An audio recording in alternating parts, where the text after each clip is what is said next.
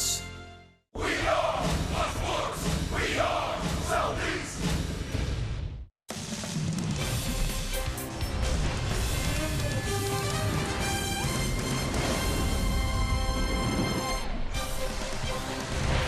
It is another perfect night for baseball at SunTrust Park, and a big crowd is finally in for a one-game makeup with the first place Chicago Cubs. Kyle Schwarber and company has the best record in the National League. The Braves are nipping at their heels as they welcome Jason Hayward, a former Brave, back in town. Just 4 games separate the Cubs and Braves, who have the top 2 records in the senior circuit. One last chance for Brian Snitker's club to pick up a game on the Cubs and win the overall season series with a win tonight. Hi again, friends. Welcome back to SunTrust Park. Chip and Joe with you for our one-game matchup with the Chicago Cubs. We haven't seen them since May 17th, but boy, what a great summer for both of these clubs, both of these franchises, with the Chicago Cubs now in first place in the National League Central. And they come to town on a hot streak. They had their winning streak snapped yesterday in what was the regularly scheduled game. They had to finish the game from the day before. But take a look at their record. As Chip said, best record in the National League. They lead the National League in runs per game, and their pitching has been good. But they've got a couple of guys who are red hot. Javi Baez, certainly an MVP candidate with what he has done this year, leading the National League in RBIs. And Anthony Rizzo, all of a sudden, has just caught fire. He's going crazy in the second half, especially in the last 2 weeks. They are still missing some key players that you see there down at the bottom, but they have picked up a couple of players, too, that have helped them, most notably Daniel Murphy and Cole Hamels, to really solidify what was already a good ball club. And the Cubs in a real rough stretch. After they play the Braves tonight, they go to Philadelphia for 3, fly back across country to Milwaukee for 3, and then to Washington for 3. Schedule makers fail geography, I guess, but we'll be big Cubs fans after they leave town tonight. And hopefully, Joe, they'll leave after a loss with Mike Fultonevich on the mound for the Braves. He's never beaten the Cubs, but I think Chicago's going to find out he's a different guy now. I think he is. He's certainly different than the guy who pitched against them earlier this year at SunTrust Park when he threw 107 pitches in 5 innings. He got a no decision. He only gave up one run, and it was unearned. But he's pitching much differently now. He's not a guy who takes 100 pitches for 5 innings. He's using his secondary stuff beautifully. He's on a roll. He's 3-1 over his last 5 ball games. So let's hope the way he has been pitching will carry on tonight and give the Braves another win on this homestand. Mike Montgomery's coming off the DL to pitch for the Cubs against the Braves tonight. Big crowd here at SunTrust Park. Atlanta's going to go over 2 million in attendance with this big gathering here at home tonight. Beautiful night for baseball. Top 2 teams in the league square off for a final time in 2018. Lineups, first pitch, and all the fun of Braves baseball coming your way next.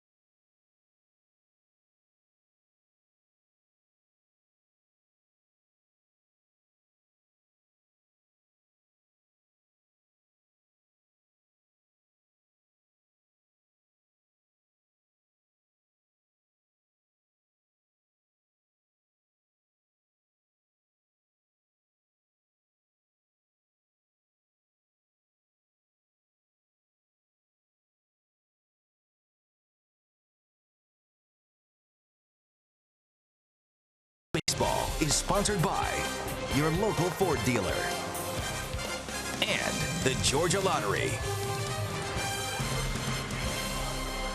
SunTrust Park in the Battery buzzing tonight for the Cubs and the Braves for the final time in 2018. Again, a makeup of a rained out game here on May 17th.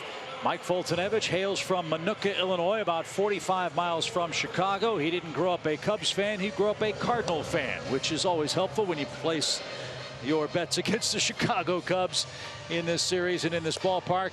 And Mike's had a very, very big breakthrough year this year. Absolutely has. Check it out. 2 earned runs or less in 20 of his 25 starts. And that includes his last time out against Miami, 6 innings of 1-run ball. Again, he lost that game 1-0. No run support, but he struck out 8. His 4 keys to pitching success tonight. As we just said, he's a different guy than the man they faced back in May. He's using all of his pitches. He's throwing them for strikes. And as a result of that good slider and his occasional changeup, he can work more effectively at the top of the zone against a ball club who's certainly a good hitting ball club and comes in hot. And got a whole lot better when they added the man leading off for them. Braves killer Daniel Murphy is going to lead off for Joe Madden. Murphy, a .400 lifetime hitter at Wrigley Field, is on an unbelievable roll with the Cubs. Baez, Rizzo, Zobrist, Hayward, Contreras, Schwarber, Montgomery hitting 8th, Bodie at 3rd for Chris Bryant. And we are now underway as the first one misses from Foltynewicz. 1 ball, no strikes. 83 delightful degrees and low humidity tonight.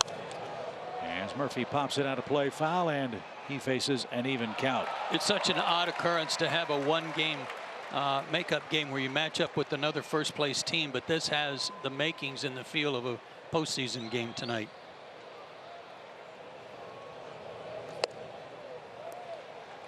It stays high, says Bruce Dreckman, who has the plate for this makeup game with the Braves and Cubs.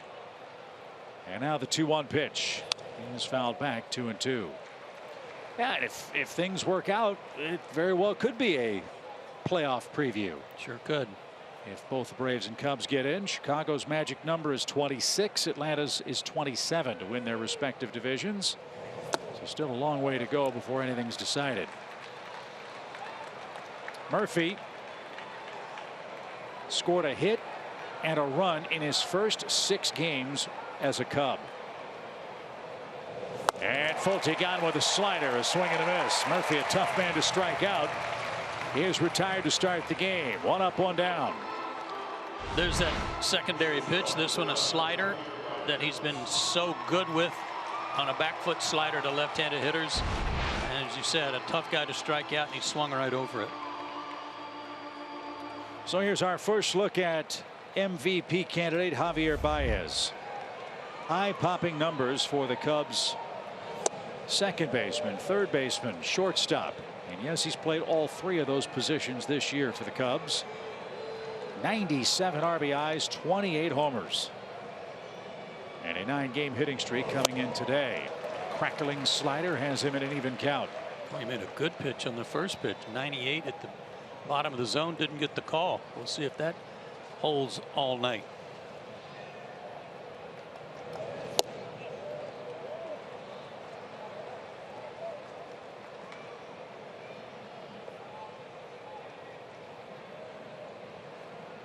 Two balls and a strike for Javier Baez.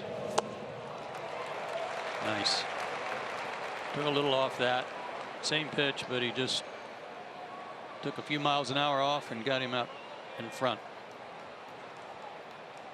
If he can learn to do that consistently, look out. 2 balls, 2 strikes. Just missed outside, I suppose, and first shake of the head for Foltynewicz as he's got a full count again. First to Murphy, now to Baez.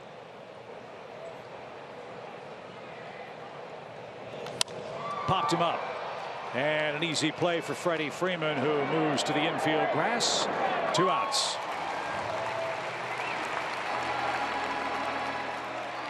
That's another difference-making sequence for Mike Foltynewicz. In years past, that ball 3 call might have caused him to melt down, and he would have overthrown a pitch that wasn't close enough to get an out, or much less get the hitter to offer. Made a good pitch, got the out, and now faces Anthony Rizzo with the bases empty. And he did it without his fastball. He didn't have to rear back and try to throw hard, harder, and hardest. Rizzo, the reigning National League Player of the Week. 17 for his last 34 with 9 extra base hits. Talk about on fire. He is exactly that. Stands right on top of the plate, challenges you to pitch him inside, and he can handle it inside.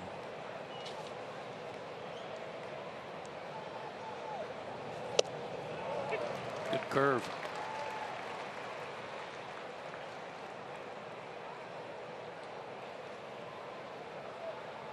.22 homers, 86 knocked in for Rizzo, who rides a 5-game hit streak. And that one taken too high.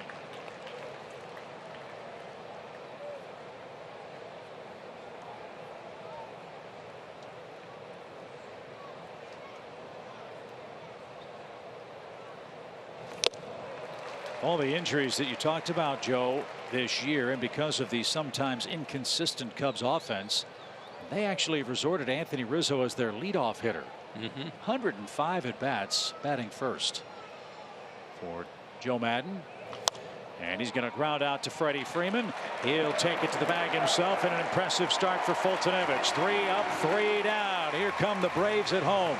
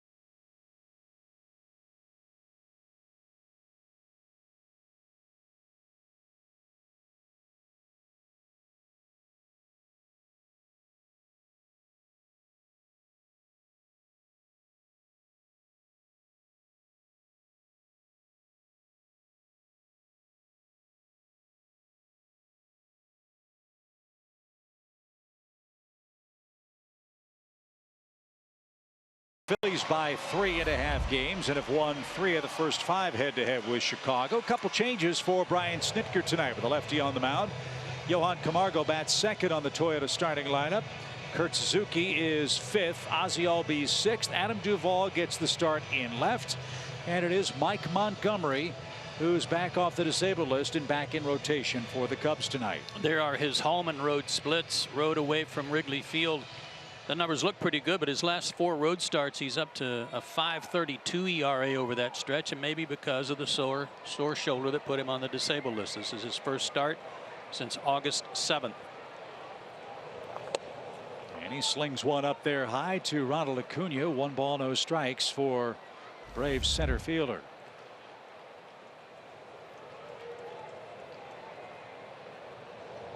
And a shot past third, a leadoff hit for Ronald. He continues his sizzling pace out of the leadoff spot. And Montgomery in trouble here in the first inning after a hard hit base hit. Another breaking ball came right to the barrel of his bat. His fastball sits around 90 to 93, mostly 2-seamers. He wants the ball to sink. He's also worked on and picked up a cutter slash slider in his repertoire that also features a curveball and changeup.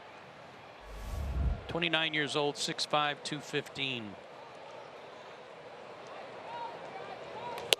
So with the left-hander on the mound, Ender Inciarte gets a night off. A chance to get Duvall some at bats.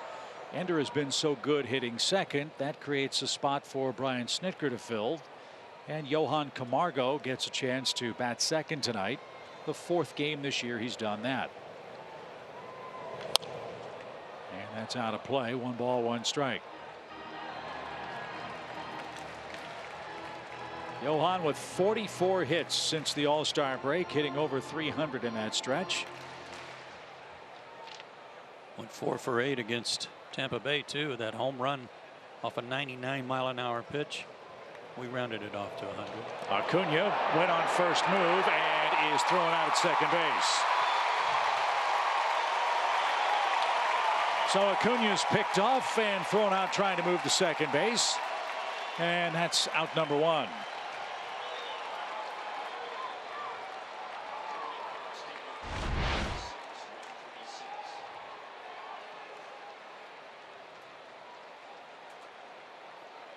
Must have gotten him on the leg because he missed everything else. I think he did. So a 1-3-6 caught stealing. Camargo bats now with the bases empty and 1 out. And 1 ball, 2 strikes.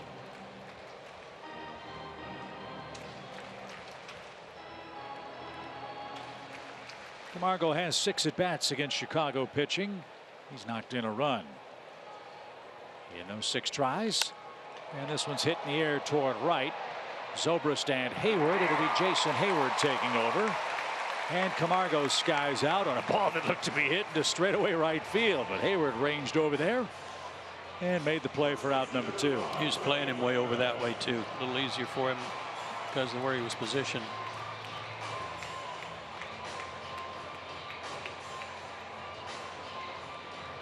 So here's Freddie Freeman. Freddie had a base hit in the first inning last night, but hasn't had many of late. 3 hits in his last 27. And bats for the Bravos. He's quickly down a strike.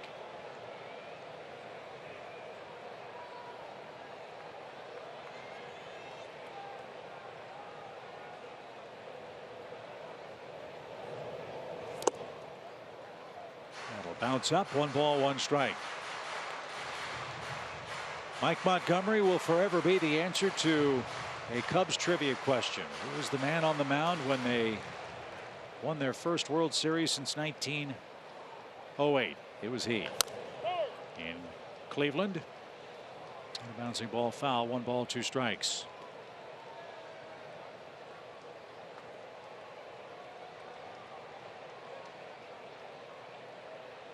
Freddie having a tough time trying to stay back right now. He's trying to get that bat going, using everything he can to get it started instead of trusting his hands.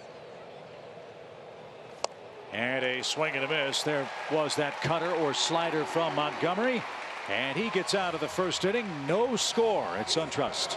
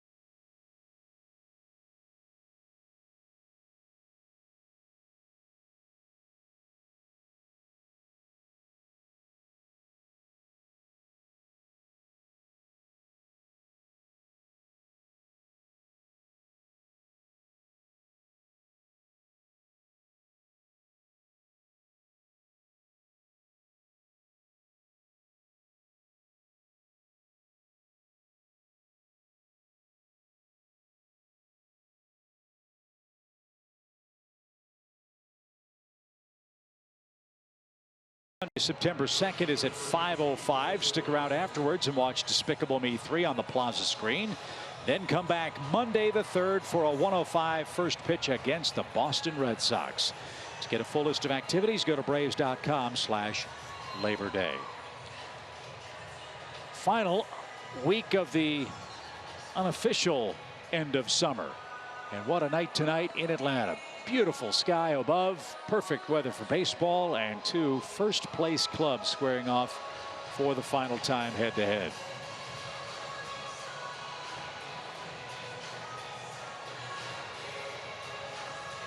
First, Dreckman had to step off the field for a moment in between innings. That's why we have a slight delay here as the Cubs come up for the second.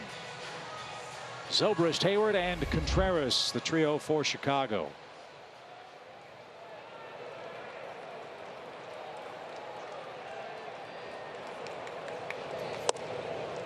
And that just missed for Ben. 1 ball, no strikes.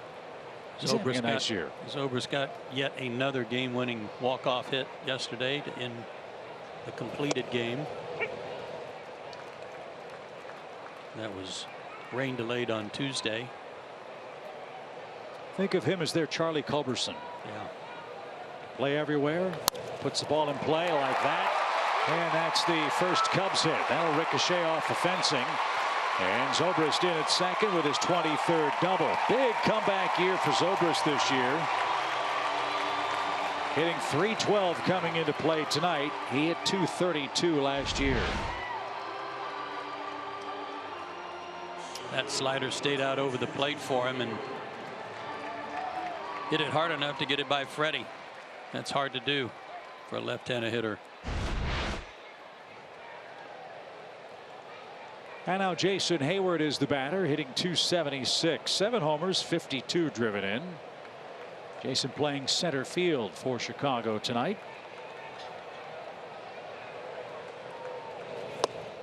And takes inside, ball 1. Mike hasn't thrown strike 1 an awful lot yet. Hopefully that'll sharpen up. Hasn't done it yet to the first 5 Cub hitters.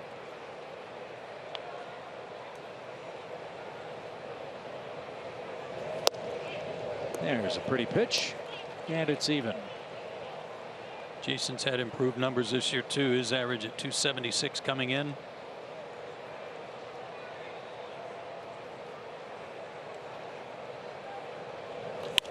Pop fly foul and out of play. It's 1-2. A couple of tough years for him. His first 2 years in Chicago from an offensive standpoint, but still playing great defense.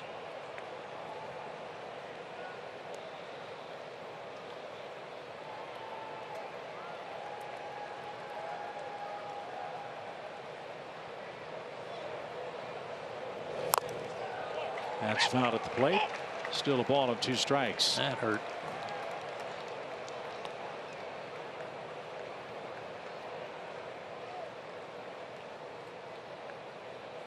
Jason broke in with a bang in 2010 against these Cubs. Ooh. Off the back foot. First major league pitch he swung at. He hit a home run off Carlos Zambrano at Turner Field. First of 18 homers that year for the Braves.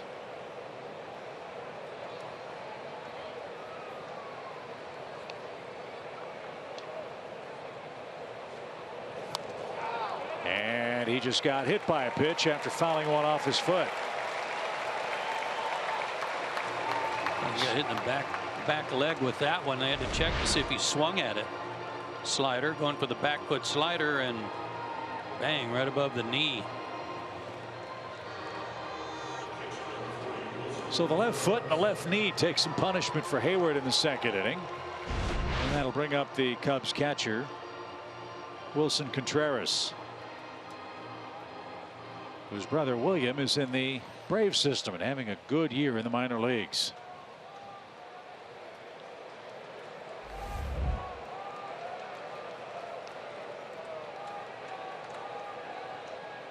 Contreras just turned 26. 9 homers, 44 RBIs. Was an all-star and hit a home run in the all-star game. The first Cub catcher to do that.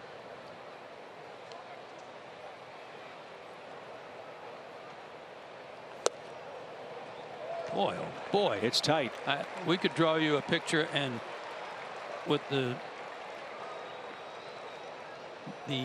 strike zone, and we could pepper it with pitches just like this already here in the first inning, plus this, with that baseball dotted all around that line, and he's not getting any of the calls. Well, if you want him to throw it down the middle, it's going to be a 11-10 affair for both pitchers. So 28 pitches for Foltynewicz. 13 balls, but of those 13, maybe 5 ought to have been called strikes. They sure could have. And now Foltynewicz just balked, and he's asking what he did.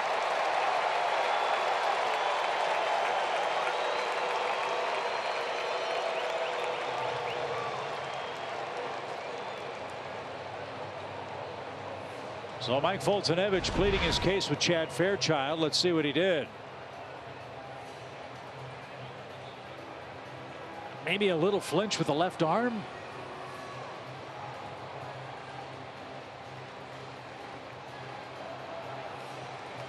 I didn't see anything. Still looking.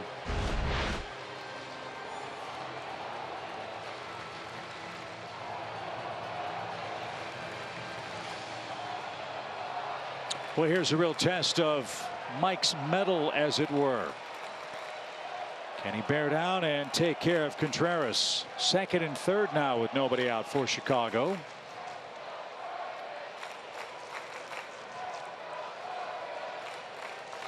And fouled away. It's 2-2. And an amazing note on Contreras in the Cub media guide. Wilson hit 33 homers in his first 175 games, the most ever by a player born in Venezuela in that brief a time. Ground ball hit towards second. That's going to score a run for Chicago. Contreras' 45th RBI brings home Zobrist. And Hayward moves up. That's a playoff type at bat. And the balk pays dividends for Chicago. That would have been a perfect double play ball otherwise. Sure would have. Whatever he did that caused the balk, Jason Hayward probably was the first to see it. He was yelling about it from the get-go. And there was no argument from the Braves dugout. It was Mike who didn't understand why the call was made. So infield in for Schwarber. Little roller. Ozzie charges, coming home. Bad throw. It gets away. A run is in. Everybody's safe. A good throw had Hayward dead to rights, but no such luck. And on the fielder's choice, Schwarber's at first. It's 2-0.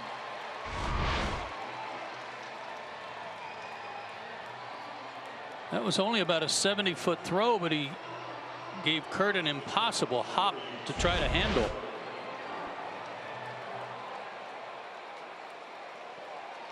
Bad throw.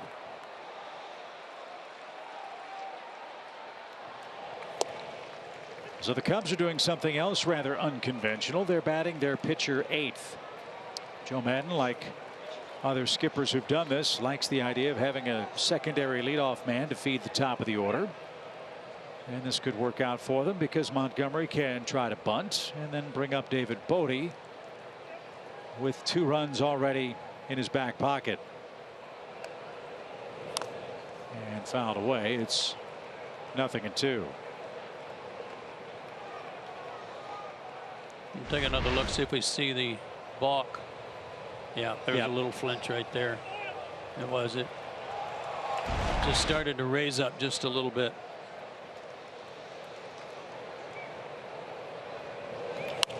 Fly ball into right center field. That's going to get down for a base hit.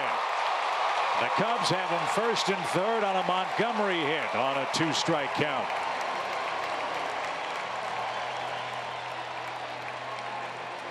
Pitchers are tearing the Braves up. Hanging curveball.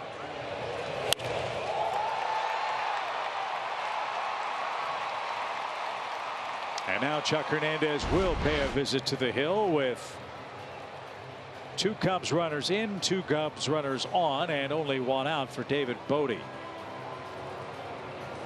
Well, after the throwing error by Albies, it looked like maybe that's the inning. Get out of it. Got the pitcher coming up. 2 runs, but now they threaten to make it a big inning.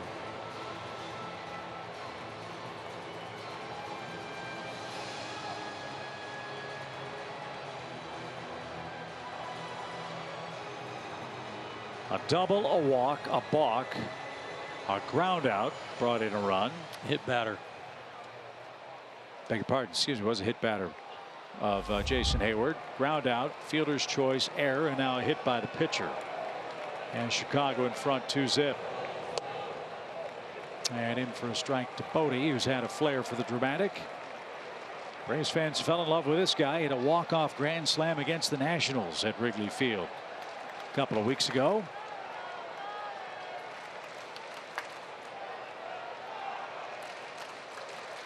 One of his 6 home runs on the year. He's filling in for Chris Bryant, who's rehabbing a bad left shoulder. That's what's so scary about the Cubs.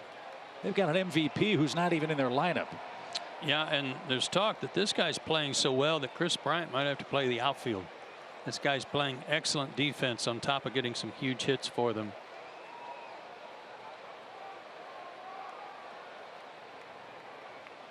So another 2-strike count, this time to Bodie. And it stays high, close, but not called. 1-2.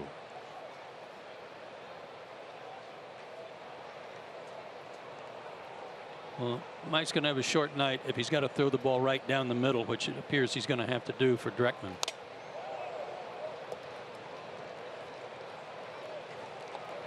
Well, if that works out for both sides, then so be it. The Braves bat last. They'll take their chances. And as I said, very tight zone here early for both starters, and it's affected Fultonevich here in the second.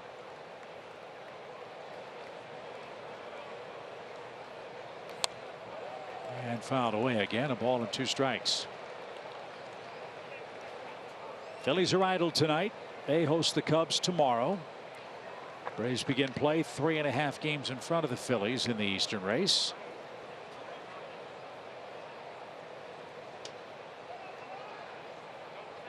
And way high, 2 balls, 2 strikes.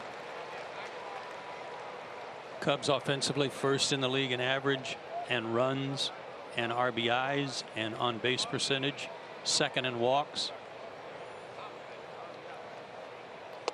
There's a good pitch and a good call. Second strikeout for Fultonevich.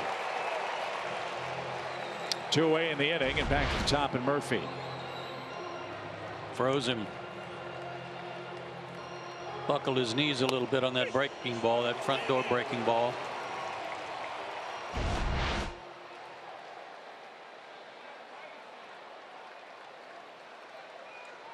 But no rest for the weary. Now you've got Murphy with 2 on and 2 out.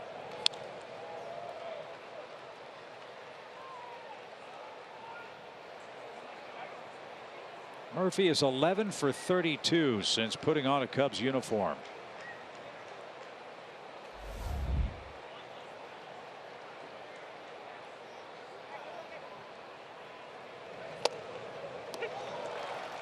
He got a corner that time.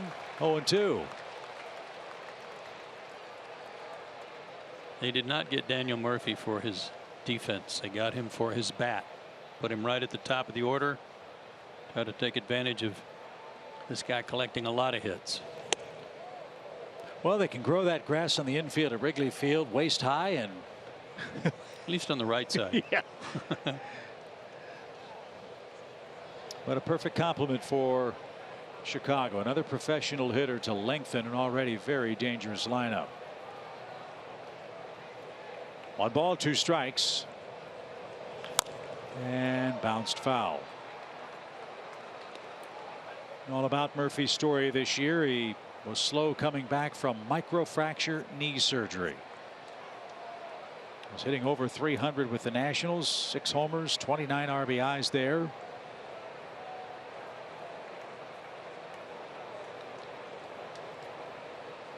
And now trying to help the Cubs win the Central and advance in the playoffs again in 2018.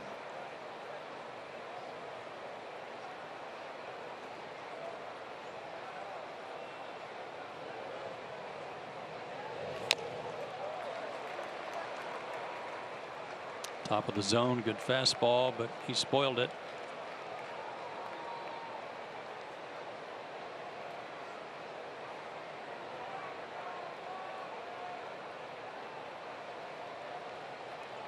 Mike's about to make his 30th pitch of the inning. And this is what the Cubs love to do with all those numbers you talked about. A lot of walks, a lot of hits. They just wear down opposing pitching.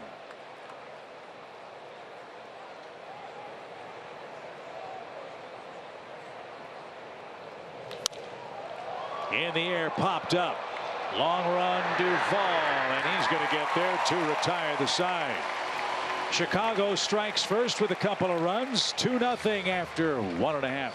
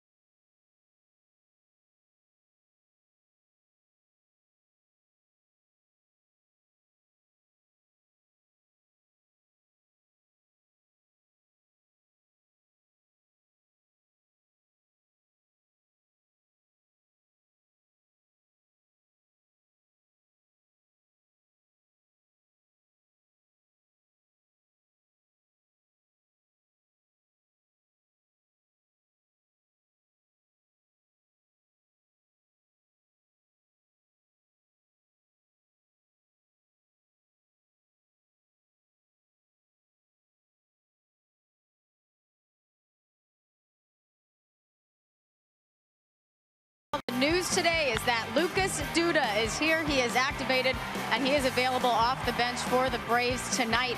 Rio Ruiz was optioned in his place. Now, we spoke to Lucas Duda before the game, and he said he had been watching this team from afar, and I asked him what his opinion was before joining the team, and he said great talent, great veteran leadership, first place team in contention to go pretty deep in the playoffs. And as we know, Lucas Duda had spent 7 seasons with the New York Mets, and I spoke to Freddie Freeman about what he remembers the most about playing against this guy, and he said anytime he steps in that box, he has the potential to go deep. So Chip and Joe, definitely a welcome addition to bring Lucas Duda, a left-handed power bat, off the bench. We saw what he did last season, and we'll hope he can bring that power here to Atlanta.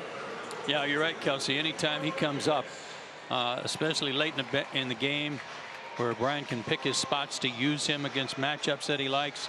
This guy's numbers against right-handed pitching in particular have been very good. Yeah, most closers are right-handed, so that's a big weapon to have late in the ball game for you. A guy that can change the game with one mighty swing, and Duda's certainly done that a time or two in what's been a terrific career. So we welcome him to the fray. We welcome Nick Markakis to the fray. He's up for the first time tonight, leading off the second in a 2-0 Cubs game.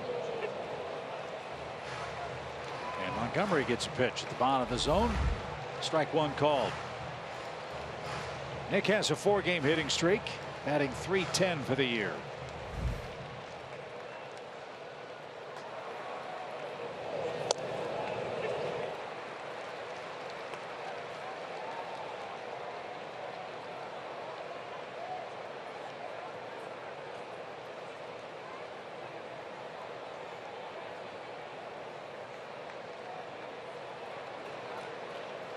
The 0-2 pitch is way outside. When the Cubs got Montgomery, he was kind of a hybrid pitcher. He would be like Andrew Miller. He could start, he could work multiple innings in relief, but he's made no bones about it. He'd like to start. And with the injury to Yu Darvish, well, he may get his chance the rest of the way for Chicago. And if he pitches like this, you can see why they like him so much. Again, that cutter slider has been a devastating addition for him. In his last 12 2/3 innings, he's given up 1 run. Yeah, it's kind of odd that a guy goes to the disabled list when he was pitching so well and comes off a start against Kansas City on August 7th where he went 6 innings of 5-hit shutout ball. But that's what happened. His shoulder was bothering him. They shut him down. Back today. Kurt Suzuki, the batter, with one out. Kurt at 261 for the year. And takes a strike. As we said, after this game, the Braves will turn into the biggest Cubs fans you can imagine. They've got a series with the Phillies next. Then a huge set with Milwaukee, then across the East again to play Washington. Very tough schedule for the Cubs. Braves know all about that. Atlanta just wrapped up 22 games in 20 days.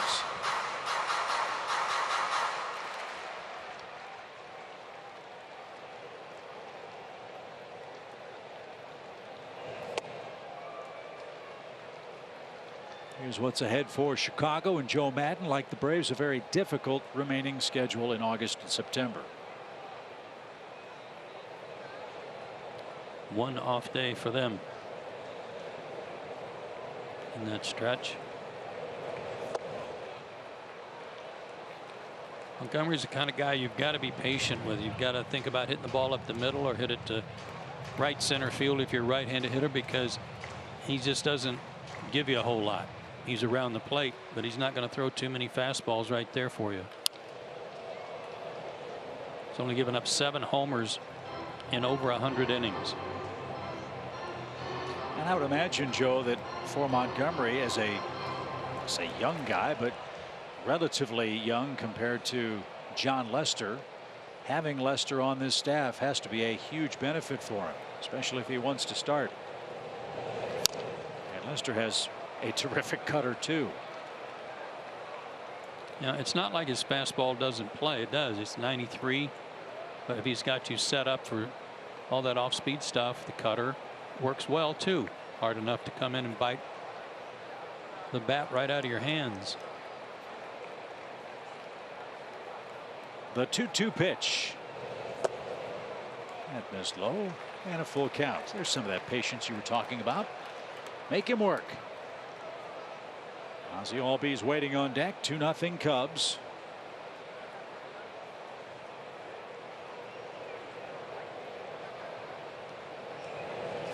And he pulled a string, and 3 straight strikeouts for Montgomery. 2 outs.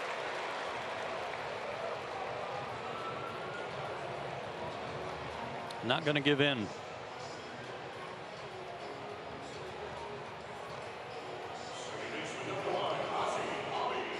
So here's Ozzie. He's 5 for his last 11. And when we saw the Cubs up at Wrigley Field, he put on a show in Chicago. In fact, Ozzie's got 11 hits against the Cubs this year, including a couple of homers.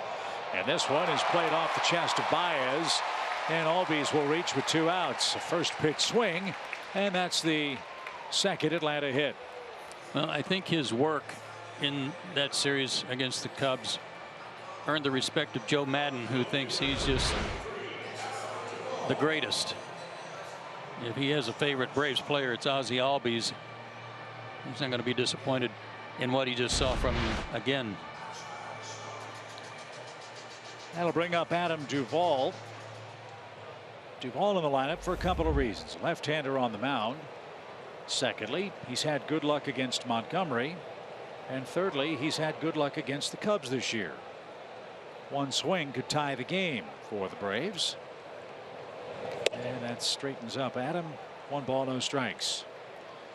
Duvall's 5 for 17 with a homer head-to-head with Montgomery.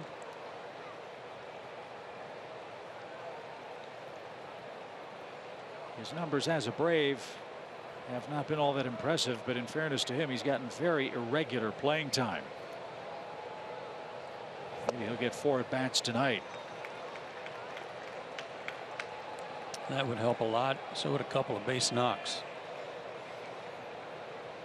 And maybe Montgomery's just the guy to get him going, since he's seen him before.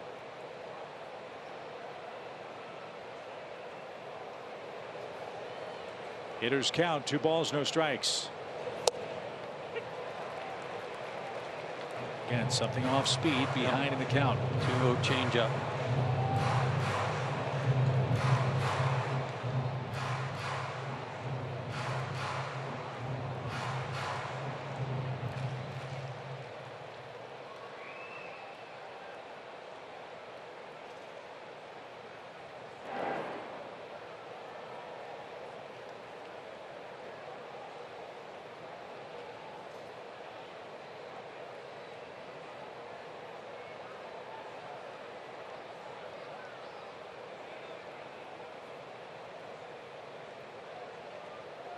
Ozzie leads at first. The pitch.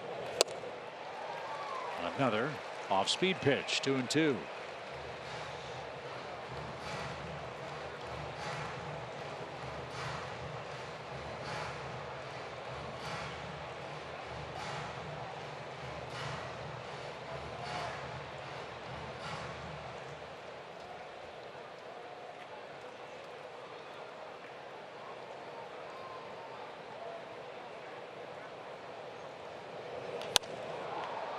That's driven foul right side. We'll do it again.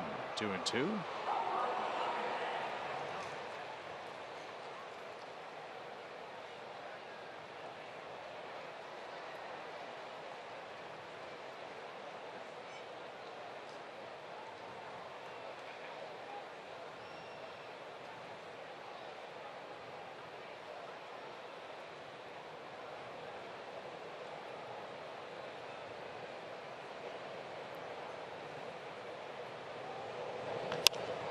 Fly ball toward left. And that'll be easy for Schwarber. And the Braves can't cash in a 2-out hit from Ozzie Albies. We go to the third. Cubs up 2.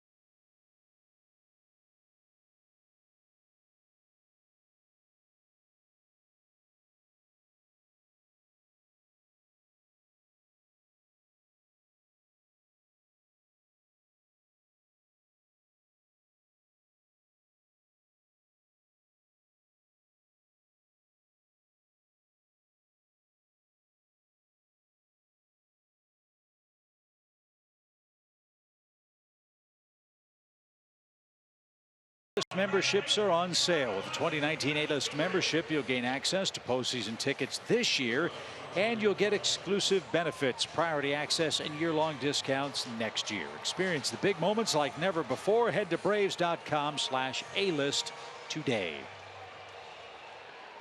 Great crowd here tonight for the Braves and the Cubs. Expect big crowds at SunTrust the rest of this homestand.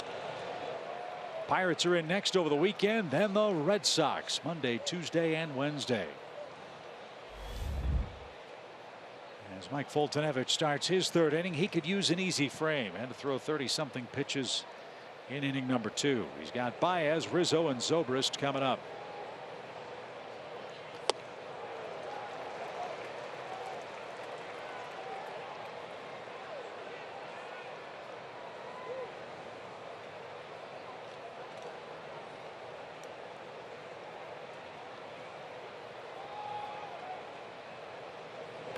That's hit sharply to Freddie, who knocks it down, picks it up, and Baez is retired to start the inning.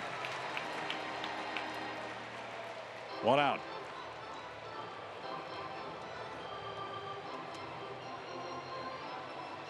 And that'll bring up Anthony Rizzo.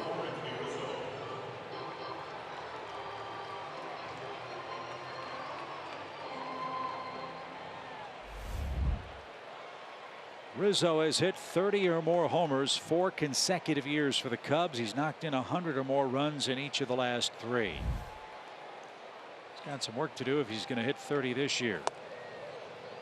But Joe, as you mentioned, at the pace he's on after the break, you have to say he's got a shot. There. Yeah. And this is after he had been with a couple of different clubs before getting things going with Chicago. Yeah, I remember us seeing him in San Diego in 2011. And I think we both agree that he looked absolutely overmatched at the major league level. Yeah, he was an out. 49 games, 46 strikeouts, and a 141 batting average that year. But then the Cubs got him, and his career turned him around. Their front office had seen him in Boston. Yep. They drafted him. They were willing to take a chance on him, and here he is. And there he goes to first on a 4-pitch walk. So here's Zobrist. He doubled his first time up to extend his hitting streak to 5 games. Again, this is a very, very solid, deep lineup. That's without Addison Russell. It's without Chris Bryant.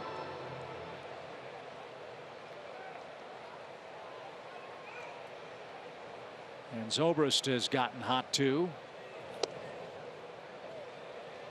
So nowhere to go right now for opposing pitchers to find safe harbor when you need to get an out. Yeah, Ben's 11 for his last 25. Everybody's heating up at once for them. They've had a great month of August. They're 17-9 in August. They've won 10 out of 14, and in those 14 games they've hit 21 home runs. And they've put some distance between themselves, the Cardinals, but especially the Brewers. That smoked into right field past Ozzie. Rizzo around the second base bag. He's on his way to third.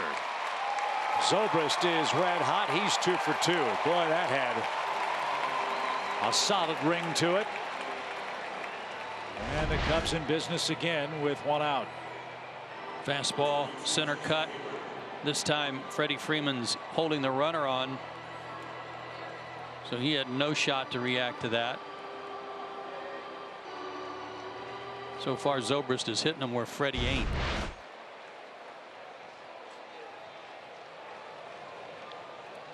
So first and third for Chicago. Let's see if Hayward can hit into a double play. He fouled a ball off his foot and then was hit by a pitched ball in the second inning and scored on a fielder's choice and a bad throw from second. Likes the ball away from him, stands well off the plate. They're trying to pitch him in. That had him fooled. Yeah, they may have set the hook. After so many pitches inside, he was looking in there.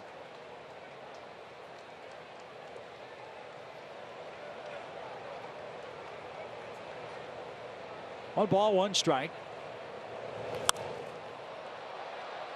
And served out of play, 1-2.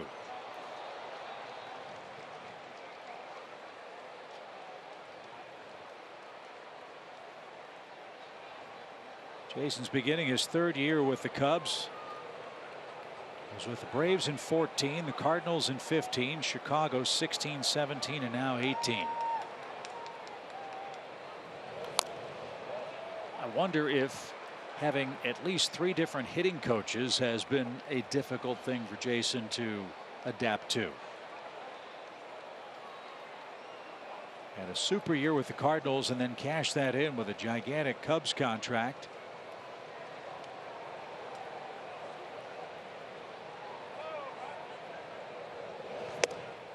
It has him signed through 2023. The 3 hitting coach thing can be an issue if they're all trying to get you to do something different from one year to the next. Everybody trying to help you get going again and get back to your normal numbers with different ideas. Popped him up. Dansby says he's got it, and he does. No advance. Hayward can't bring home Rizzo. Big second out.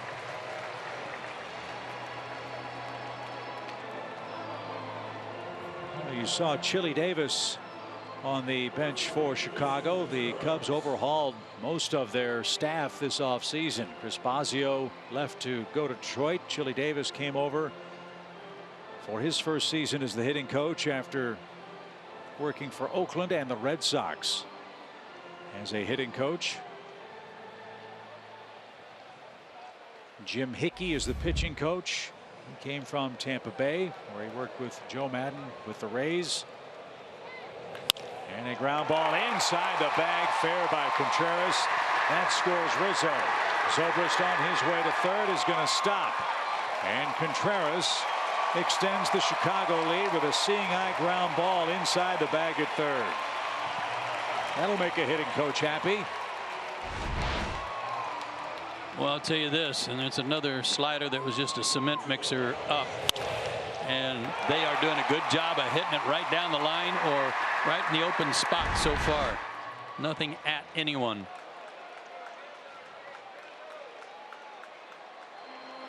So 2 RBI night for Contreras. 46 on the season for him. Schwarber will be intentionally walked, and the Braves will pitch to the pitcher, who has a hit of his own.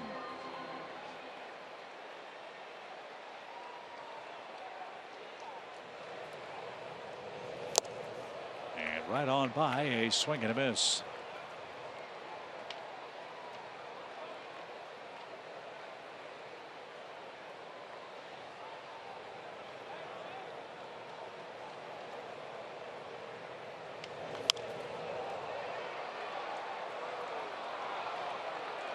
So far, he's done a good job of making contact. Yeah.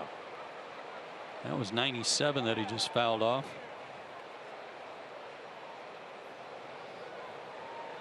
Well, Montgomery hit a home run here last July. That was off R.A. Dickey, but no such luck for him here in the third. Fultonevich strikes him out, leaves the bases loaded, but the Cubs extend their lead.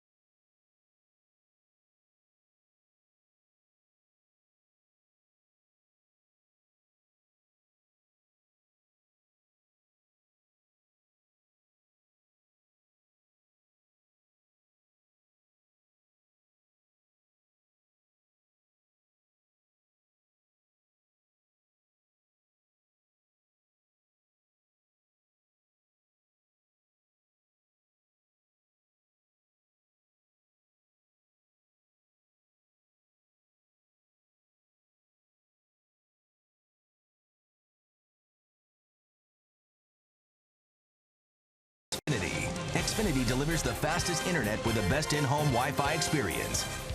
And by Delta Airlines. Cubs 3, Atlanta nothing. Braves coming up for the bottom of the third inning. And if you ever wanted to know what it's like to be in the big leagues, well, with the Brave for a Day experience, you can find out. You'll walk into the visiting locker room Thursday, September 27th here at SunTrust Park. You'll button up your Braves uniform, lace up your cleats, and take the field like your favorite players. Sign up today at braves.com/brave-for-a-day. Well, let's see if Atlanta can get something started here with the 8, 9, and 1 hitters coming up. Bottom of the Braves order has been doing very good work of late, starting with Dansby Swanson, who's hit 5 homers and knocked in 13 runs in his last 16 games.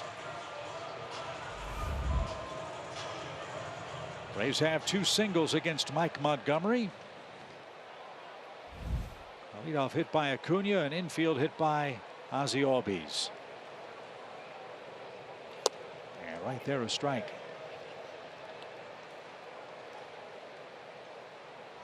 Montgomery was a late first-round draft pick by the Royals. back in 08. Seattle got him, and that's where he was when the Cubs traded for him.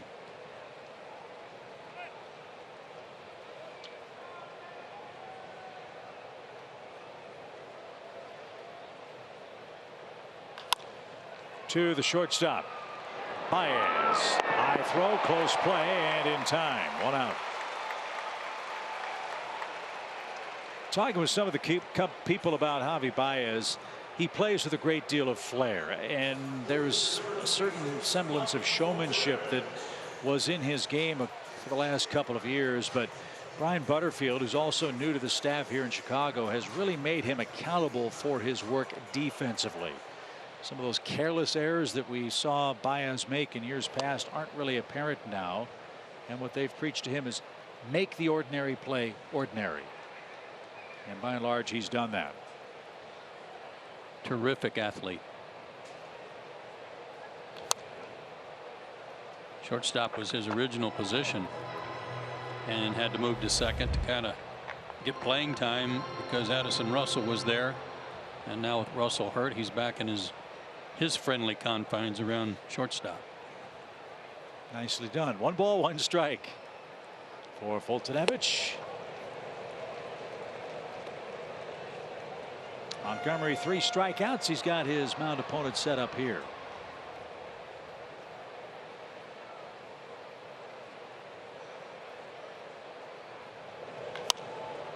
Popped up. Murphy, Zobrist. It'll be Zobrist, the right fielder. 2 outs. And back to the top, and Ronald Acuna.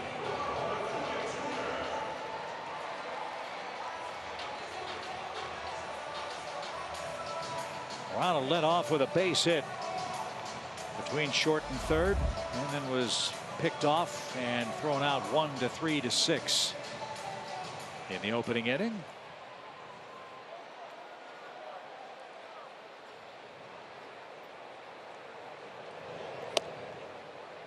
Ball 1.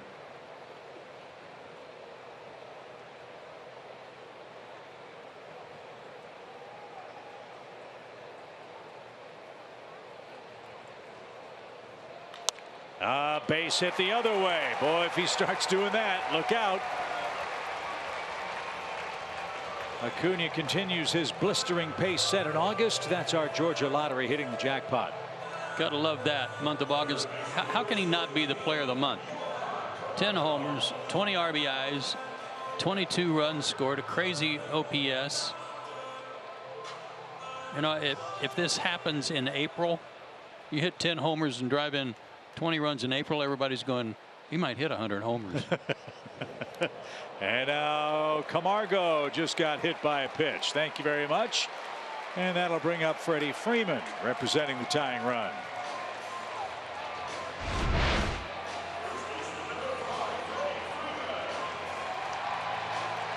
Got some shin guard and some part of the shin. Well, Freddie's going to break out at some point. He's going to get out of this 3 for 28, and it might as well be right now.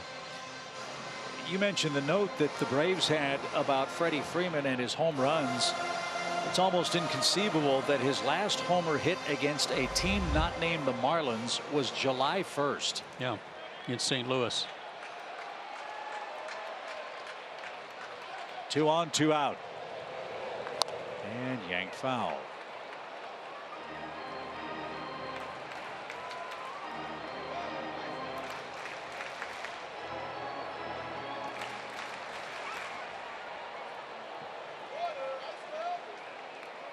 Semi shift on for Freeman. Baez a step or 2 toward the third base bag up the middle.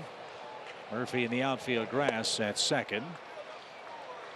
And 1 ball, 1 strike. Got to keep an eye on Contreras. He has 8 catcher's pickoffs this year. He loves to show off his arm.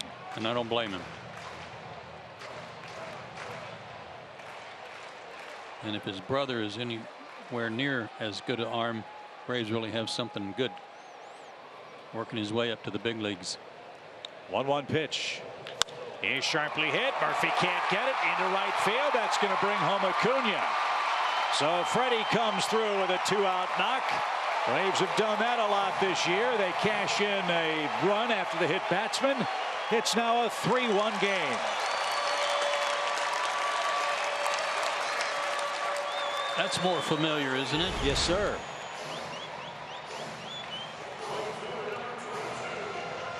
When I was talking about Daniel Murphy and that they didn't trade for him for his defense, there wasn't a knock on whether or not he could turn a double play or catch balls hit at him. It's just that with that knee surgery you were talking about, it has limited his range, and you saw maybe some evidence of that.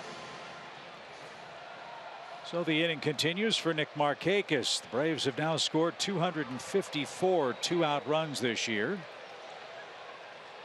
Now they're down just 2. Markakis struck out his first time up. That's news. Told you about that very rare trio in the National League of players with 60 or more RBIs and more RBIs than strikeouts. 2 of them are playing in this game. Nick Markakis for the Braves, Anthony Rizzo for the Cubs. Nick has driven in 83 men, has struck out now 65 times.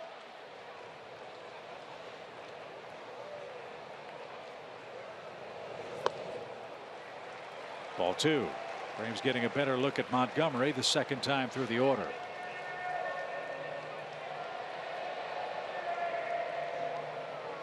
A 2-out single by Acuna. Camargo hit by a pitch. Freeman rips a single past Murphy for his 79th RBI.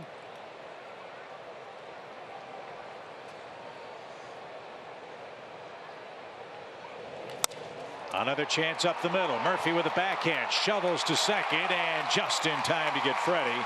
And that retires the side. That almost snuck through into the center field pasture. The Braves get a run back. It's 3-1 after 3.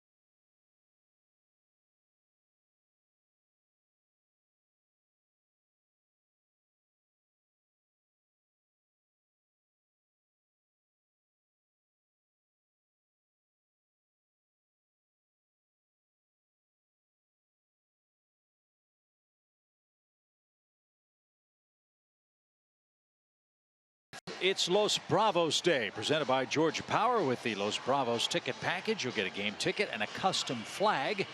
And your Braves will be wearing their special Los Bravos jerseys. Go to Braves.com/Los Bravos to get your tickets today. Atlanta gets a run back in the third inning. We go to the fourth. Mike Foltynewicz and the Braves trailing 3-1 with David Bodie, Daniel Murphy, and Javi Baez coming up again for Chicago. A strike to Bodie, playing third base. Took a breaking ball and was retired on strikes his first time up.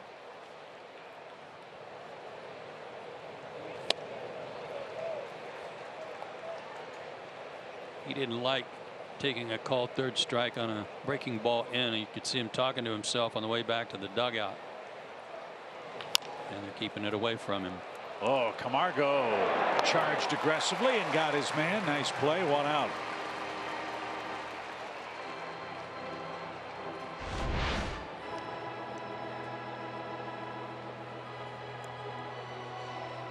Couldn't lay back on it. It was do or die. Come in and smother that hop. And made sure he reached into the glove to get it. Murphy 0 for 2.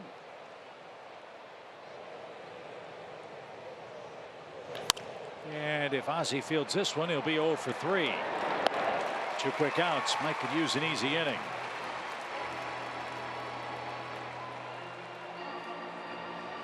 And here's Baez, who's popped out and bounced out to Freddie Freeman.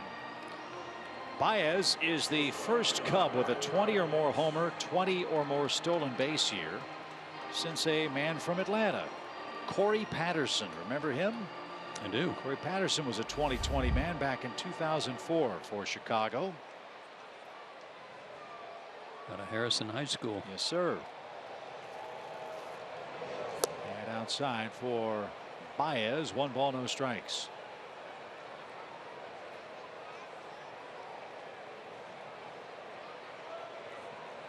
Braves and Cubs making up a game washed out on May 17th.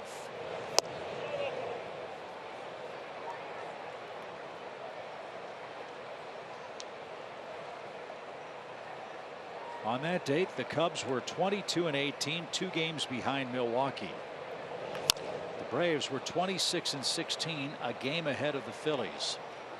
And the scheduled pitching matchup that night was Max Fried for the Braves, who beat the Cubs in September of 2017, and John Lester.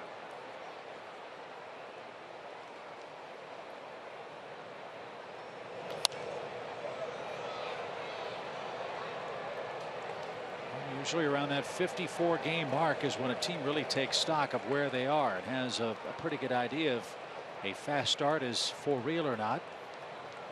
For the Cubs and Braves, well, they've played very consistently since the opening bell, as that one's over the outside corner.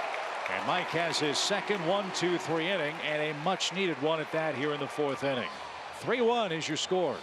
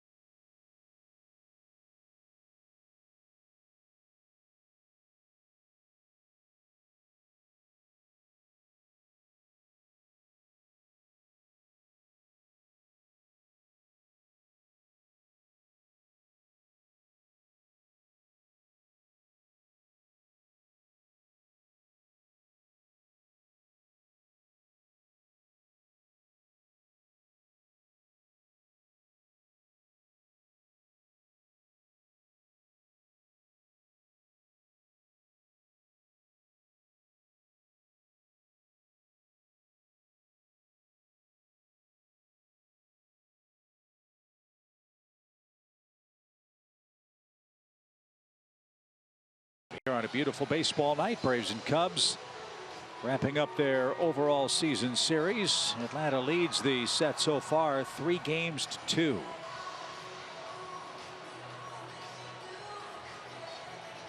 And start play tonight, 4 games behind Chicago for the top record in the National League. Kurt Suzuki, our Zaxby's indescribably good player, will lead off inning number 4 for the Braves. Great numbers over his last 10. Everybody breathed a sigh of relief after he got hit on the back of the elbow with that pitch recently. But he's all right, good to go. Where was that, Miami that happened? First pitch to Kurt is hammered down the line. That ball is fair, and that's going to bounce over the wall for a rule book double. Kurt goes hunting early in the count, ambushes a pitch, and he's in scoring position to start the inning.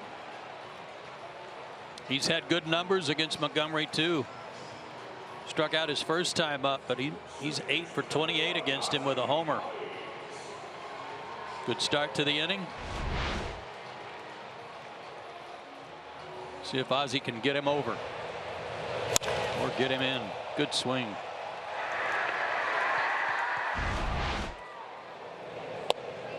So good sign there for Ozzie, who loves to swing at the first pitch. He took one there and finds himself ahead in the count.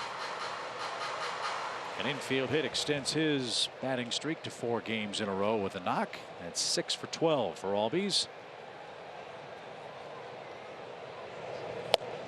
Didn't get that one though. 1 ball, 1 strike. A changeup. Trying to go the other way. Catcher running at second. Rizzo had shortened up a little bit, maybe expecting Ozzie to try to bunt, but now he backs up.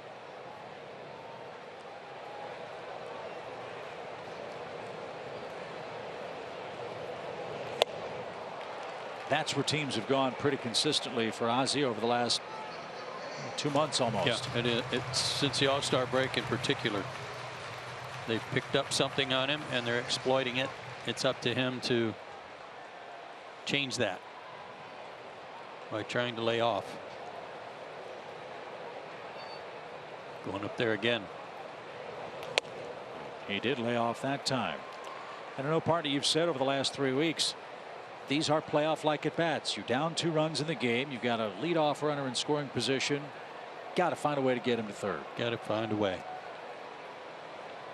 And these are all learning experiences for some of these young Braves players in spots like this.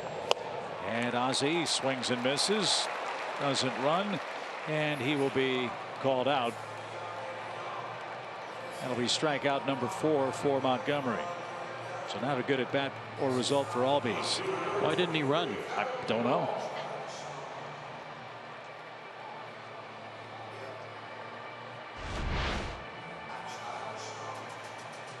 Ball wasn't tipped. If it had been and dropped, he'd still be up, but he just went to the dugout. So here's Duvall. Adam takes up and away. 1 ball, no strikes.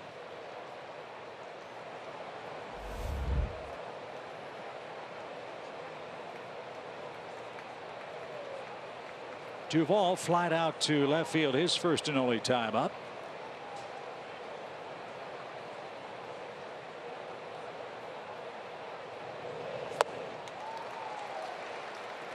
Tell you what, Mr. Montgomery has himself a pretty good changeup. Yeah, he does.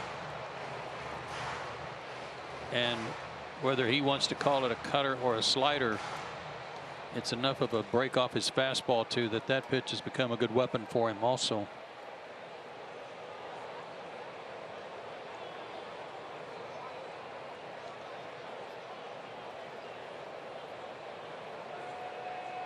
Well, with the injury to Yu Darvish and the maddening base on balls totals for Tyler Chatwood, Montgomery trying to be a revelation in rotation for Chicago. Hendricks is very solid. You know about John Lester. They picked up Cole Hamels, who's been brilliant in his starts in a Cub uniform. And Montgomery rolling tonight with the lead 3-1. The pitch. 1-2. I mean, he is throwing that changeup almost at will, and I'm not sure the Braves have made contact on the change yet. Nobody's really, I guess, looked for it when they've had an opportunity to do so before they get to 2 strikes. So now he's got whatever pitch he wants to use here ahead in the count. 1 ball, 2 strikes. And he went with a fastball that Contreras reached out and snagged. You were talking about Hamels and how well he has pitched for the Cubs and what a difference maker he is. Well, think about it. He's been a World Series MVP. He's won a World Championship. He knows how to do it, and he goes from a club that's near the bottom, if not last, in the American League in defense, to a Cubs team that has made a lot fewer errors, tied for 7th defensively, but better than what he had in Texas, and he's using it. And I'll bet he's a little bummed because he's not scheduled to pitch against the Phillies. How great would that have been for him? He's not going to pitch against the Phillies, and Arrieta's not going to pitch against the Cubs. How about that? What are the chances? Exactly right. I forgot to mention Jose Quintana, another left-hander the Braves have seen, man that the Cubs acquired from the White Sox. So yeah, Hamels has been terrific. Quintana's won 11 games. Hendricks is 10-10. Lester's 14-5.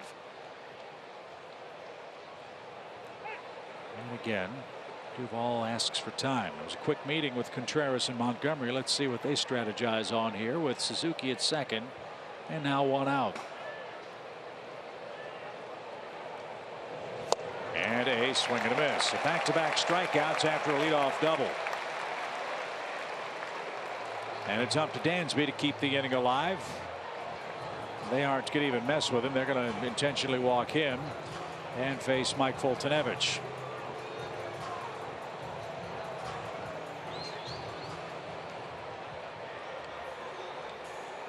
So that's a frustrating sequence for Atlanta. Leadoff double. Albies and Duvall can't make contact. You walk the 8th place hitter, and the Cubs 1 out away from getting out of this jam.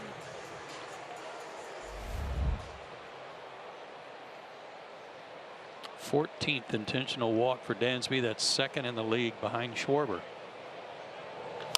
Hey, Mike made contact and bounced it foul. Solid. How many does Schwarber have? 18. 18.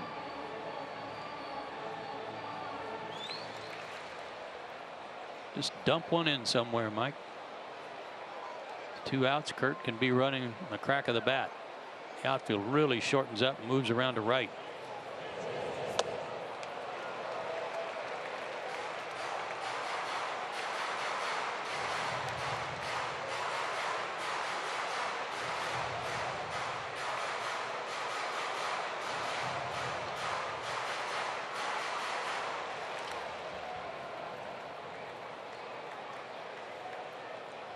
No balls, 2 strikes. And that's the inning. Montgomery gives up a leadoff double, strikes out 2, walks Swanson intentionally, and then retires Foltynewicz.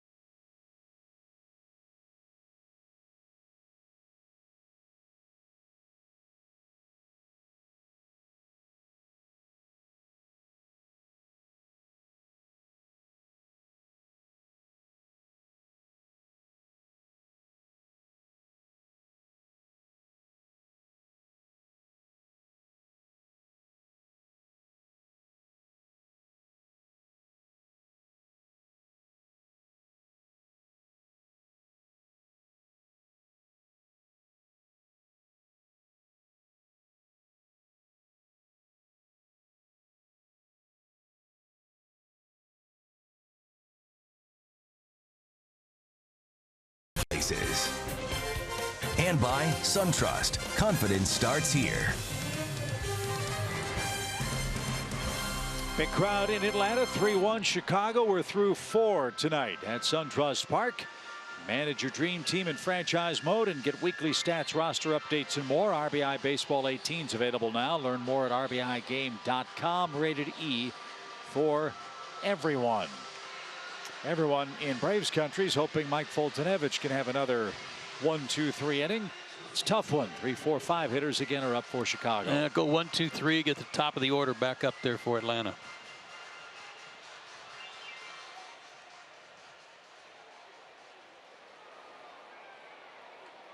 Anthony Rizzo walked and scored in the 3rd inning. He also bounced out to first.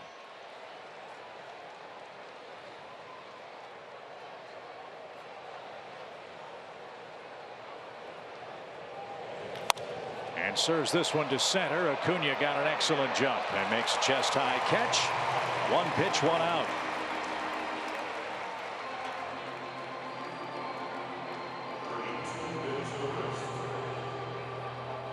Here's Zobrist. Zobrist has singled, doubled, and scored. So he's up in the 5th inning, which as always is presented by Audi Q5. So he's hit one to Freddie's left. He's hit one to Freddie's right. Maybe he'll hit one right at him.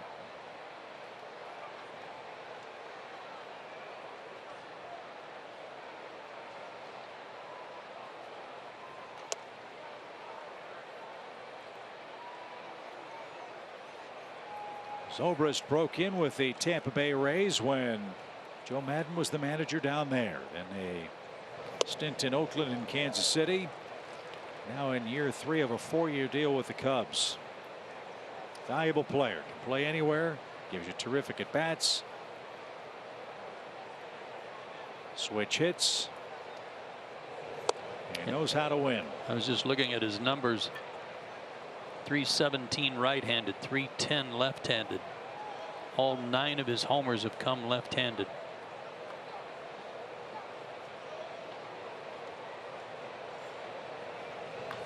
That's pulled foul.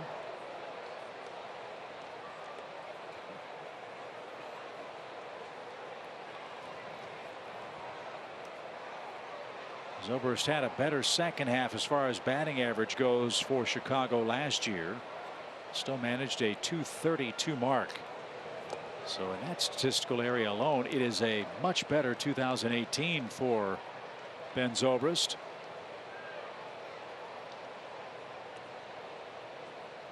Led off a lot last year. He's cleaning up for the Cubs tonight. And he's down on strikes and can't believe it. Finally, the strike zone starting to expand for Bruce Dreckman. And that's strikeout number 5 for Foltynewicz. That wasn't a strike in the first 2 innings. No, and it should have been. It was there.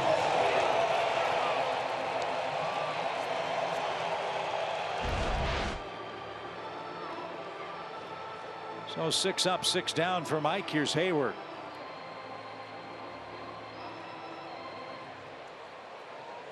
Two outs on 7 pitches in the inning. Hayward scored the second Cubs run, and he takes a strike. Change up.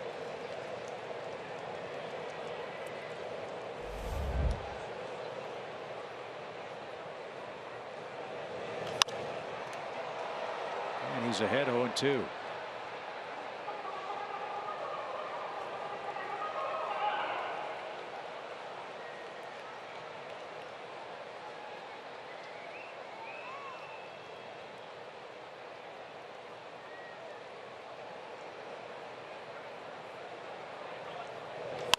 That's hammered toward Acuna, but he's going to have plenty of room to glide under it, and Folty does have an easy inning. 3 outs, 9 pitches, and as Joe suggested, the top of the order is coming up. Good ball game in Atlanta tonight.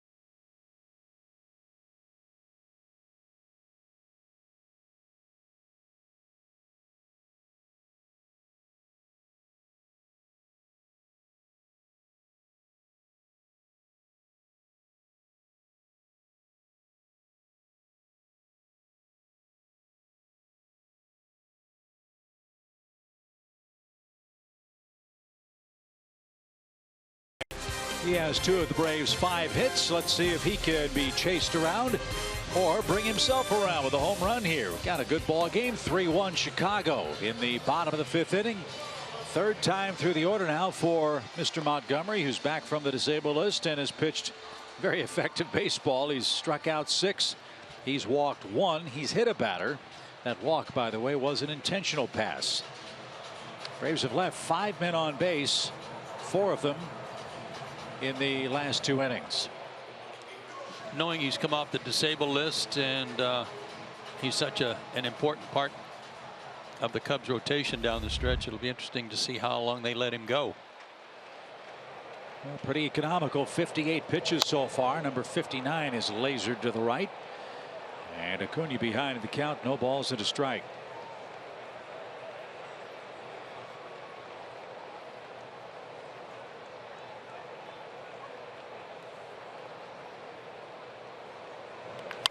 Another base hit. He's 3 for 3. Now he's got to love it when they keep throwing those curveballs up in his eyes, coming right to him. He didn't miss that one either. Thank you very much. From Montgomery's standpoint, he's just thanking his lucky stars that stayed in the ballpark. But now he's got a pitch out of the stretch with Camargo, Freeman, and Markakis coming up, representing the tying runs. And he took a little off and got it in for a strike called. 4 leadoff hitters on. Only 1 run so far. And the Braves tried to call timeout there.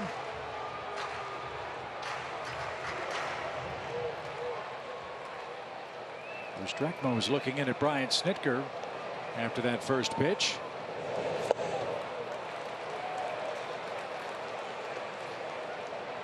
And now quickly 0-2.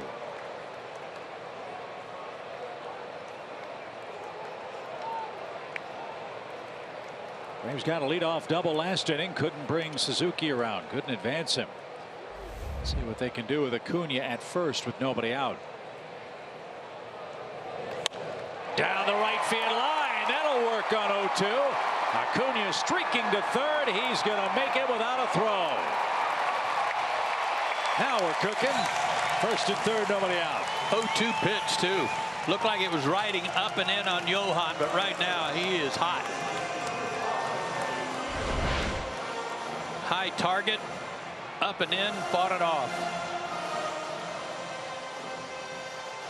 And a great read by Acuna to just take off and head on around to third. So you like your chances to get at least 1 run in this spot with Freddie Freeman up there. He's knocked in the lone Braves run, his 79th of the year. And he does drive one toward the gap. Hayward diving, try, can't get it. It's by him. That's going to score 1. Camargo on his way to third, helmet flying. They're going to wave him. Relay throw coming. It is up the line. We're tied.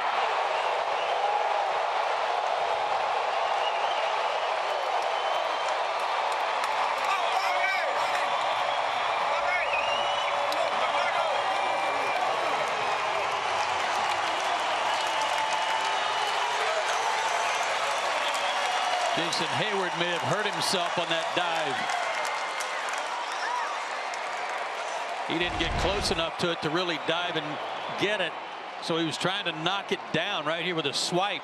He knew he couldn't catch it.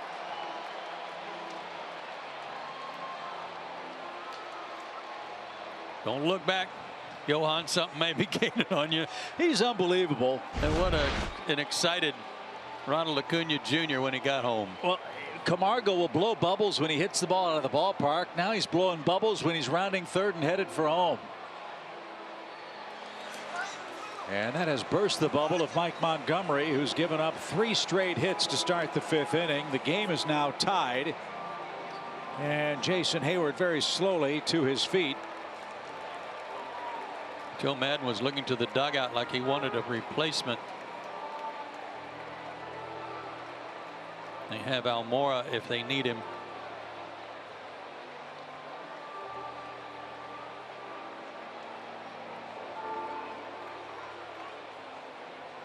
So Freddie Freeman with a bases clearing triple has tied the game for Atlanta. Give Freeman his second and third RBI of the game. And it will be Almora for Jason Hayward, who has to leave this game after a diving attempt on his old minor league best friend Freddie Freeman's drive to the gap in left center. So it's an all or nothing play for Hayward. He got nothing, and the Braves got a lot. They got the game tying runs in. They've got the go ahead run 90 feet away here in the home fifth. Kind of landed on his right knee, but he's not really limping off. So we'll wait to hear. So Jason Hayward has to leave the game. Almora is a terrific player as well. He'll take over in center. And old friends wish each other well, as they won't meet again until perhaps postseason play.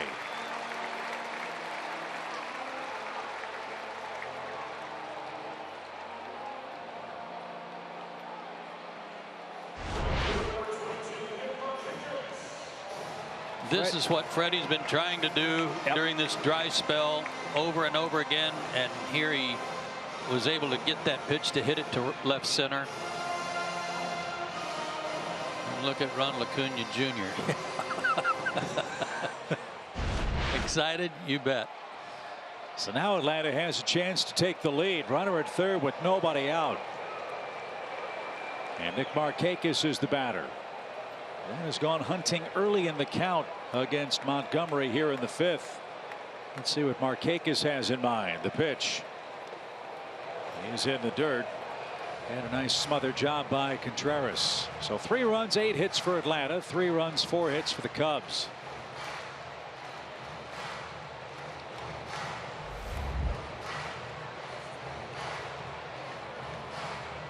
Milwaukee already won today. They beat Cincinnati in 11 innings.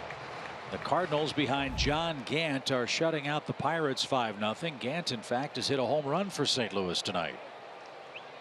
And now Contreras needs some medical attention. Something got in his eye. Trainer's work is never done.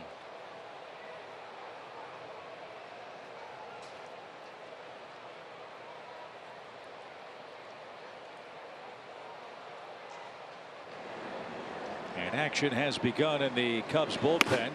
Former National Brandon Kinsler, who was acquired after Mike Rizzo purged his bullpen of Sean Kelly too. He's now helping out Chicago, that's without Brandon Morrow, who's their closer. He's got some arm and bicep problems. Yeah, we're talking about the guys missing in their lineup. How about the guy at the end of the game for their bullpen, Morrow?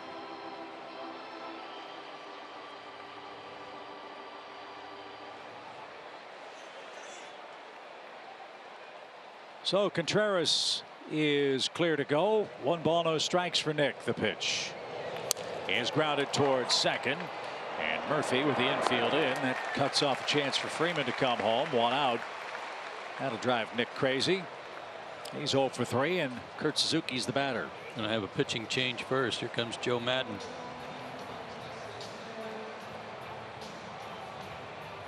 So Montgomery got through the lineup the first 2 times and escaped a mess in the 4th inning.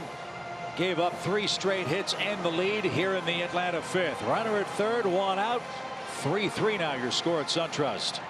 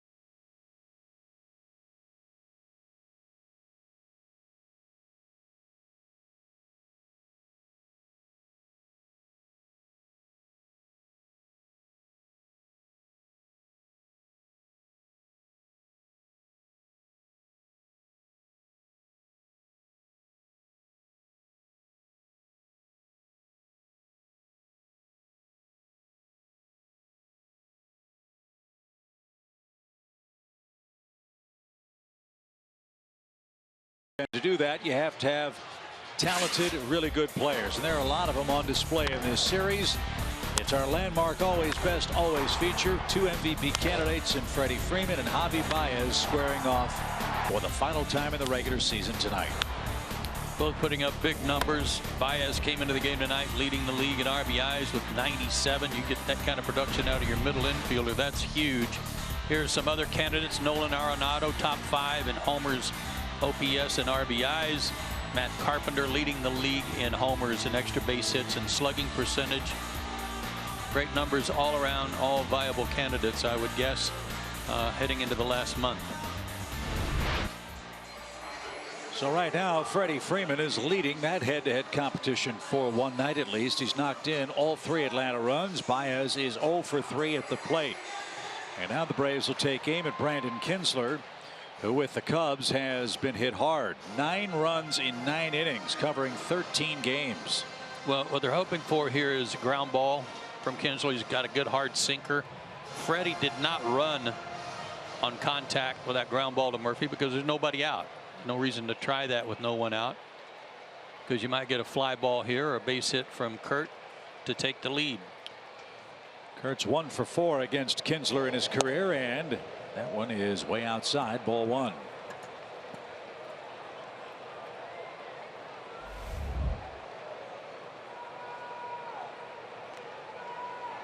So Mike Foltynewicz now in a tie game. Let's see if the Braves can give him a lead.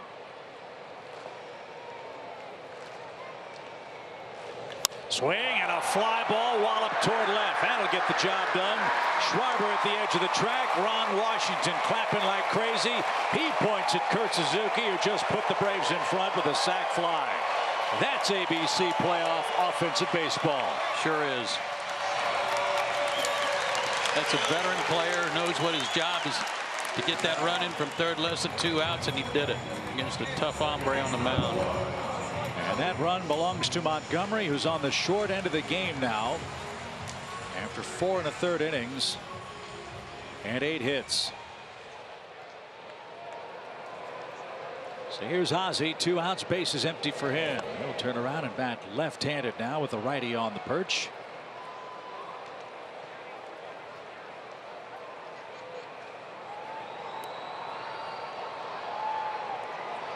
One ball, no strikes. Nice long rest for Folty with the injury and all this Atlanta offense. And he had a very easy 5th inning, and as Joe said, have an easy inning and turn it over to the top of the order. He was Joe Stradamus again. That's exactly what's happened.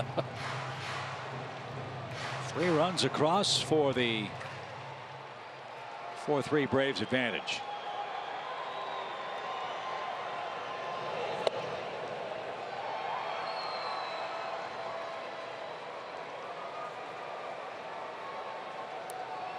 Cubs are playing their second opponent in their second city in their second day. It'll be 3 opponents, 3 cities in 3 days tomorrow night when they face the Phillies. Fly ball hit toward right center, and Zobrist is there to retire the side. 3 straight singles get things started for the Braves in the 5th inning. Acuna with a base hit. Johan Camargo on an 0-2 count singled. Then Freddie Freeman gaps Jason Hayward and the Cubs. A Kurt Suzuki sacrifice fly gives Mike Foltynewicz and the Braves a 1-run lead.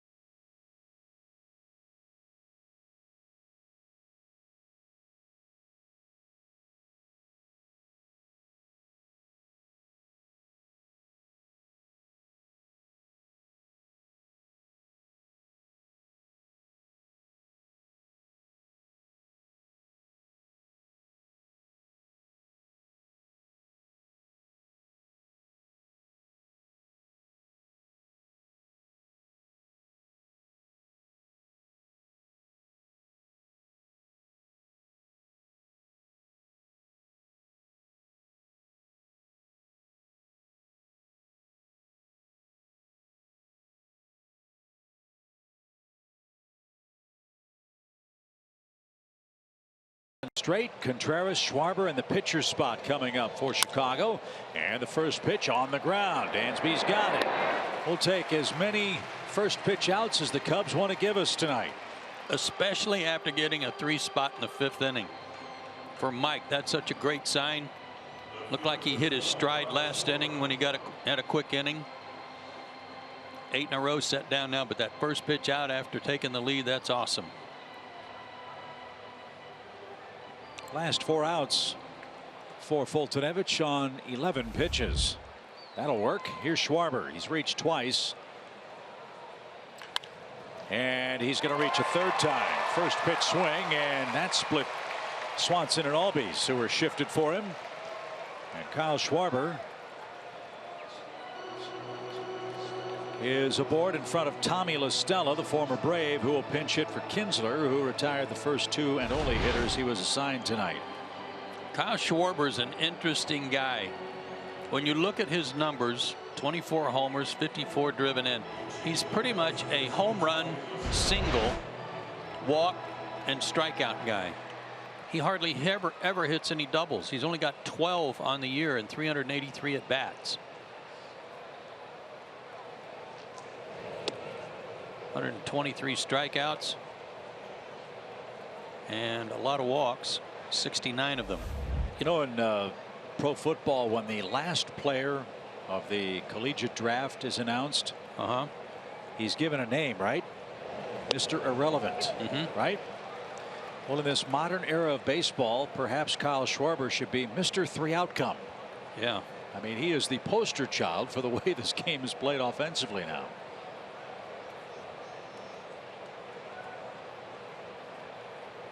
One ball, one strike for LaStella. He drives one deep to right, and he's put the Cubs back in front. What a weapon Tommy LaStella has been off the bench. No doubt about it, homer, and the Cubs turn the game around on one swing. What a time for LaStella to hit his first homer. Joe, that is his 20th pinch hit of the year. 20. His first homer of the year? Yeah. Is it really?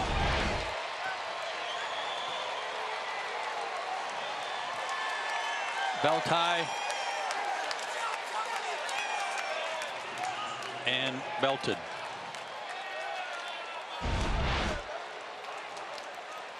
That's the 48th Cubs pinch hit of the year, 20 of them by LaStella. And it's now 5-4, and that gets Montgomery off the hook.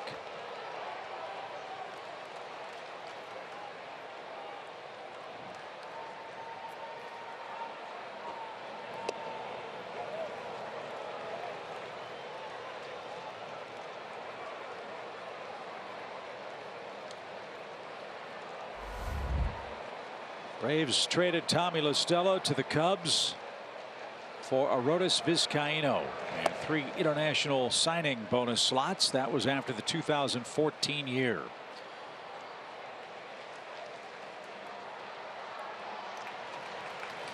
That was his 10th career major league homer, and it was a big one.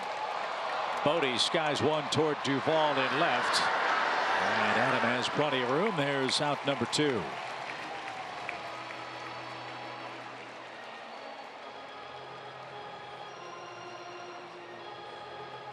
So the Braves will have to start over. They're down a run now. Remember, the Cubs do not have a designated closer. It really is bullpen by committee for Chicago. And they've already used Kinsler to get 2 outs in the home 5th. We'll see who's next up for Chicago. The bottom part of the Braves order is scheduled in the home 6th. Mike had only given up 2 home runs this month in 5 starts, so that was a rare long ball against him. Ozzie, a nice play, and fires to first in time, and that retires the side. Schwarber and LaStella combined to put Chicago in front. Home 6th coming up at SunTrust.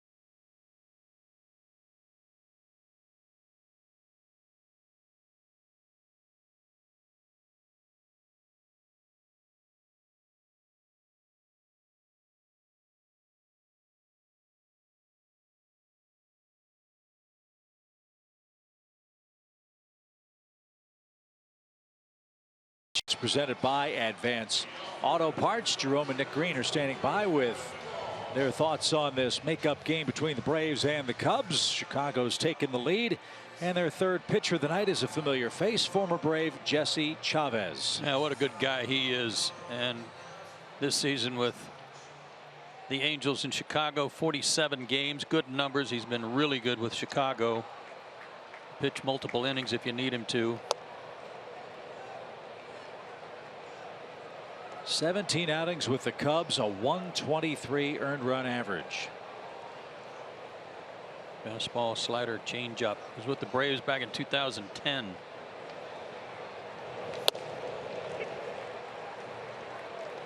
Cubs got him on July 19th from Texas for left-handed pitcher Tyler Thomas. 3-1 with a 3.51 ERA over 30 outings in the American League. Line drive towards center, but Almora is there. He'll catch it with a hop. And Duvall is retired for out number one. Right, my eyes deceiving me, or did I see the ghost of Harry Carey walking through the stands? You might have. Here's Dansby. He's 0 for 1 with an intentional walk. Hey! He's even got a mic. That's great.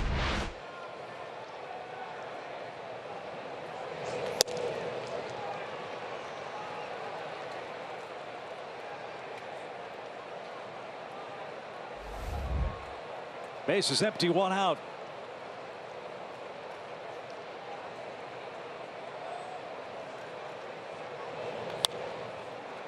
Jesse's probably an uncomfortable enough at bat, but when you look at a pitcher who's wearing glasses and he looks like he's wearing sunglasses, that's got to be even more disconcerting at the plate. Don't know that I've seen that.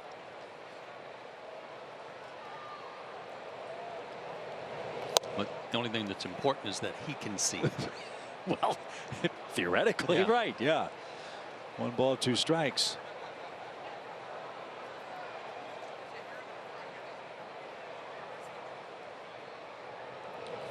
A swing and a miss. 2 up, 2 down. Kelsey, what's the deal with Jesse Chavez in these shades in the nighttime action?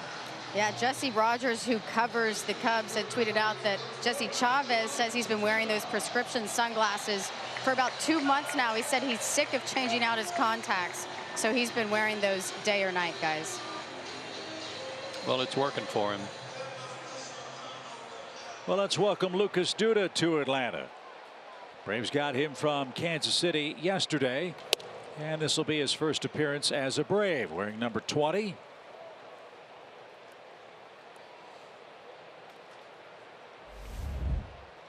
Those are his numbers with the Royals. And a high fly ball deep toward right center field. Almora, though, on the warning track, makes a sliding catch. Oh, my goodness.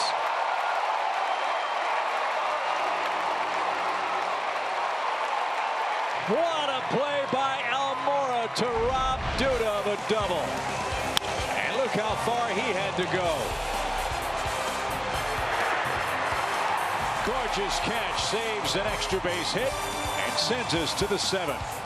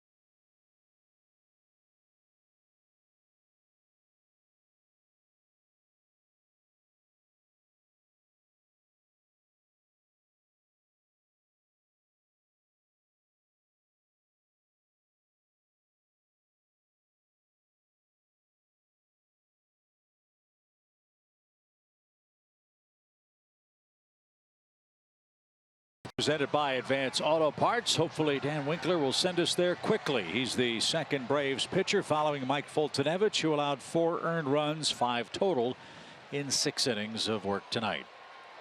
Dan last pitched a couple of days ago against Tampa Bay, 2/3 of an inning, gave up a hit but no runs. Got a good run going. And Baez fouls the first one back. It's strike 1. Ballpark still buzzing about that unbelievable catch by Albert Almora to rob Lucas Duda of his first Braves hit.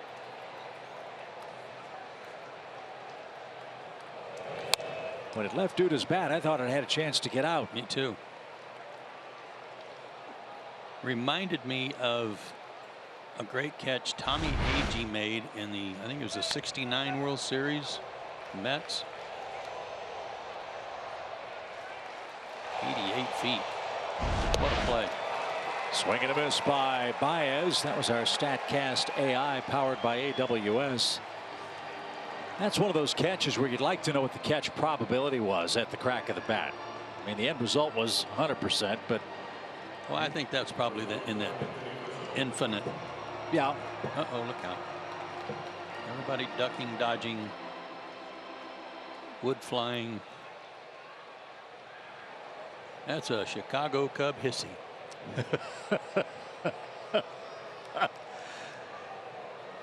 First out for Winkler. Here's Rizzo. He's walked and scored, popped out and grounded out. And Dan misses downstairs. He's from Effingham, Illinois, so I'm sure Dan's got friends and family watching this game tonight. Oh, watch out the computer.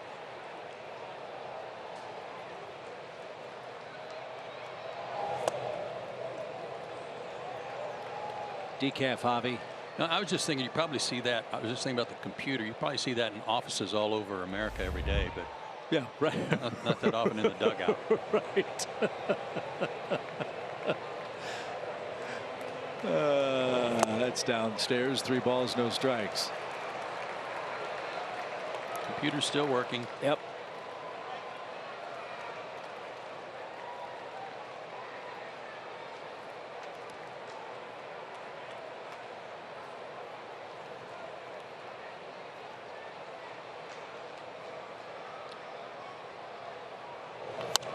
Got a green light on 3-0, and he pulled it foul.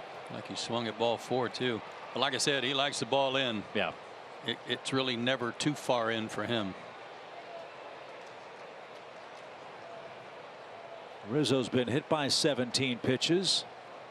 And to his credit, he stands right on top of the plate. I'm not seeing an arm guard on his lead elbow. As now it's a full count, 3-2. Well, this will be a huge road trip for Chicago and Atlanta. And by that I mean the Cubs have 3 head-to-head with Milwaukee coming up. They have played exceptionally well against the Brewers this year. And Atlanta will really hope that Chicago can help bury the Phillies and Washington. Those are also stops they have on this road trip. Chicago is 9-4 against Milwaukee. They've already taken 2 out of 3 from Washington and the Phillies. So hopefully that'll continue. A little flare into left, and Duvall is going to catch it. Nice comeback from a 3-0 count. Rizzo's out number 2. Well, with the Braves schedule really stiffening up beginning tonight, actually stiffened up when Tampa Bay showed up because they're really good. But you like knowing that the Cubs are going to be playing the Phillies and Nats when the Braves are having to play the Pirates, Red Sox, and Arizona. Right. Yeah. Well, how much stuff does he have on? Yard sale in the Cubs dugout. Now he's got it out of his system. Yeah. Run out of stuff to throw.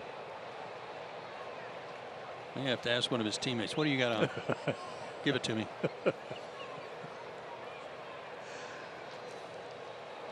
Base is empty for Zobrist, who's had a good night at the plate.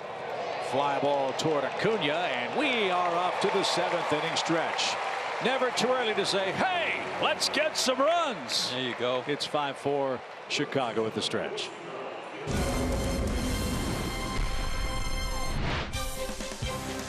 The Stretch is brought to you by Advance Auto Parts and in part by CarQuest Motor Oil.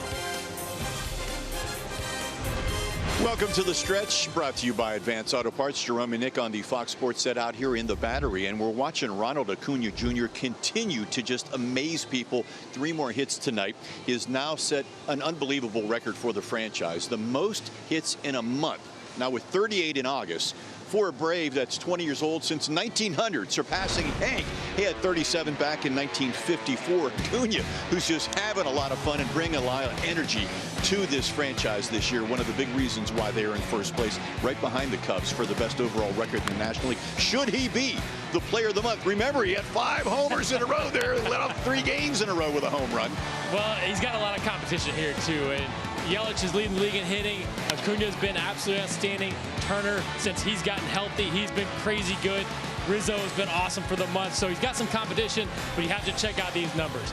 Acuna, 1,094 OPS for the month, 10 homers, 22 runs. He has the 3 hits tonight, so he's got more than that. That goes up. Yelich leading the league in hitting, 11 homers. Justin Turner, 396 for the month. Crazy OPS for him. And Rizzo, 1102 OPS. He's been outstanding for the month of August as well. Yeah, Yelich had that cycle the other night. Acuna's already had a player of the week. Before we get you back upstairs to the guys, how about a quick word from our friends at Advance Auto Parts? Visit your nearest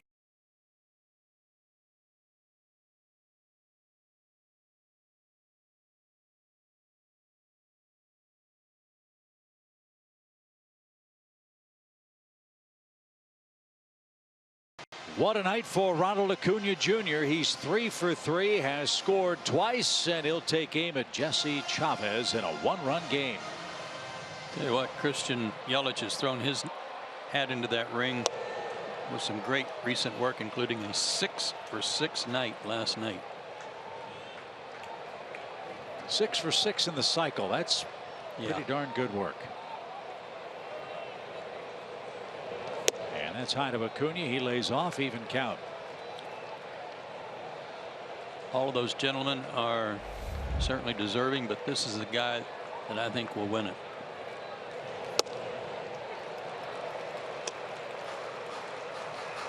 Ronald's looking for his first 4-hit game.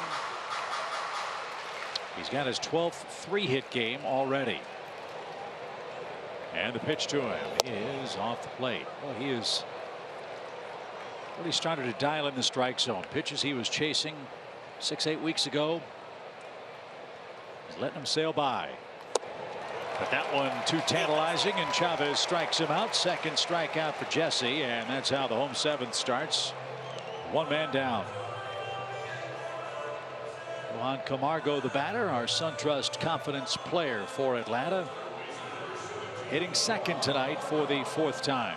A lot of extra base hits. 887 OPS, good numbers for Johan. Clutch hitting as well. You know what, Jesse is just pounding that fastball in there right now. 93 to 96.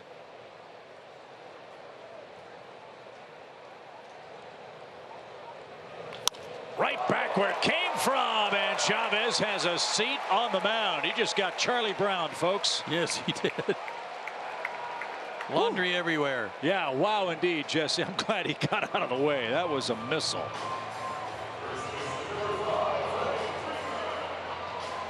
That was close. Fastball. That was between his glove and his head, too. And I love the hit. That's scary, folks. All he could do was laugh, and then this is whoa. Yeah. Ooh, baby. So Joe Madden is on his way out. Chavez did good work. He retired 4 of 5. And now the Cubs will go deeper to their bullpen. It's a lefty-lefty matchup with Freddie Freeman in a 1-run Cubs game.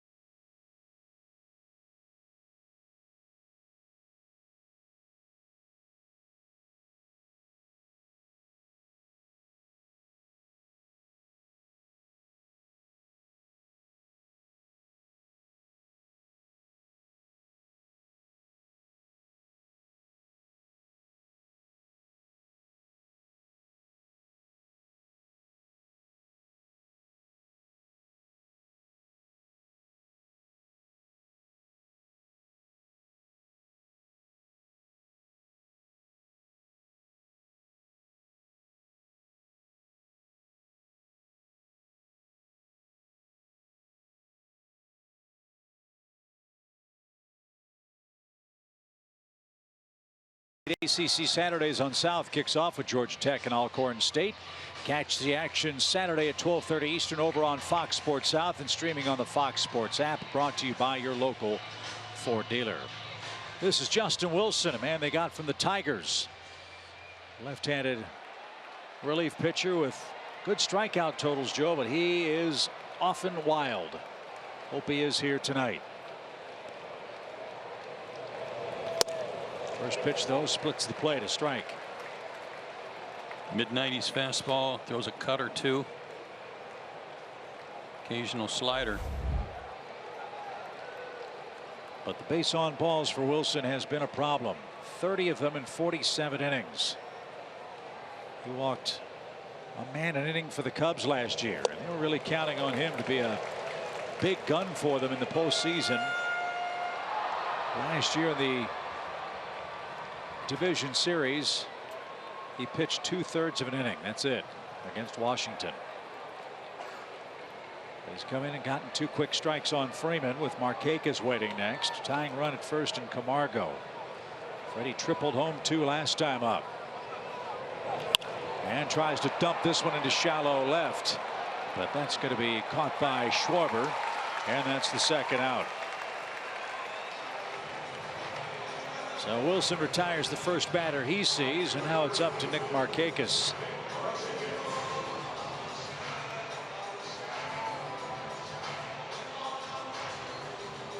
Kind of surprised Nick hasn't run into Wilson before with their American League history. And Wilson also with the Pirates at the start of his career. He's got a good arm, throws hard, like you said. If he throw it over the plate more, or around the plate more, they'd like it a lot better. So far, strike after strike. He's 4 for 4 in that category. Right over the top. Well, here's where Nick has shined so often this year. .343 average with 2 outs, a .302 mark against left-handed pitching.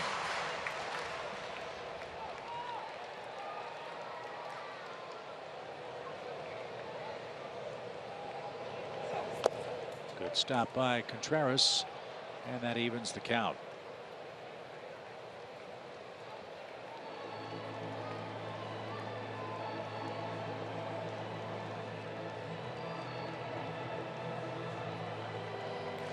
Seventh inning. Another terrific matchup between the Braves and Cubs.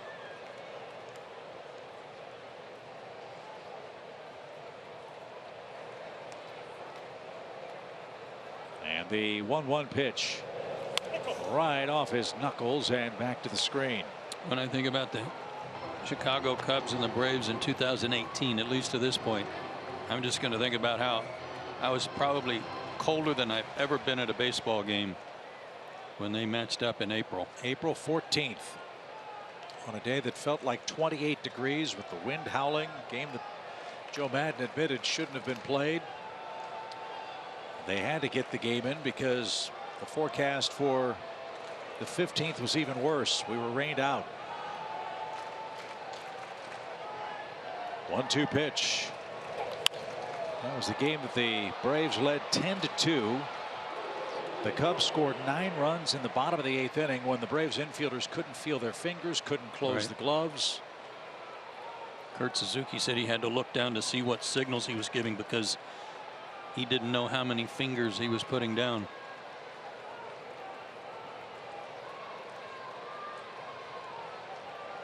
One ball, 2 strikes. And time called. Markakis steps out.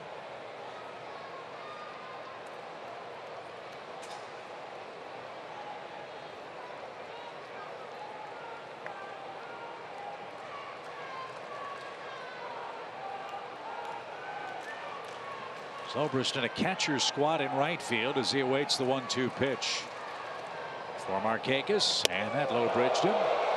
2-2. See if that sets up the outside corner.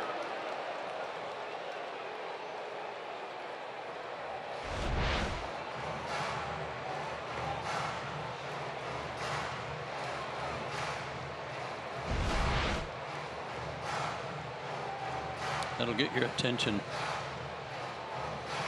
It's not going to make Nick give any quarter here.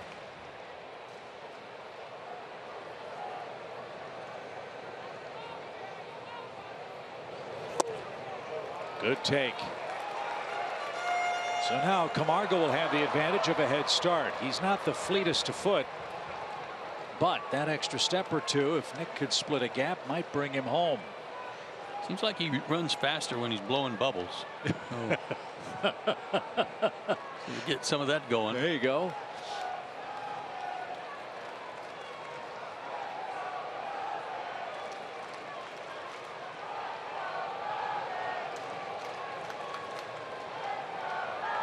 So a huge lead at first. Wilson ready.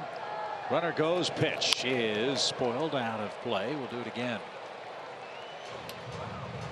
Other games tonight out west. Arizona is in Los Angeles. Big series with the Diamondbacks and the Dodgers. Boy, what a race that is. In the Western Division, Colorado, Arizona, LA, all fighting it out. Arizona a half game ahead of Colorado. The Dodgers are a game back and have won 5 straight. Another 3-2 pitch.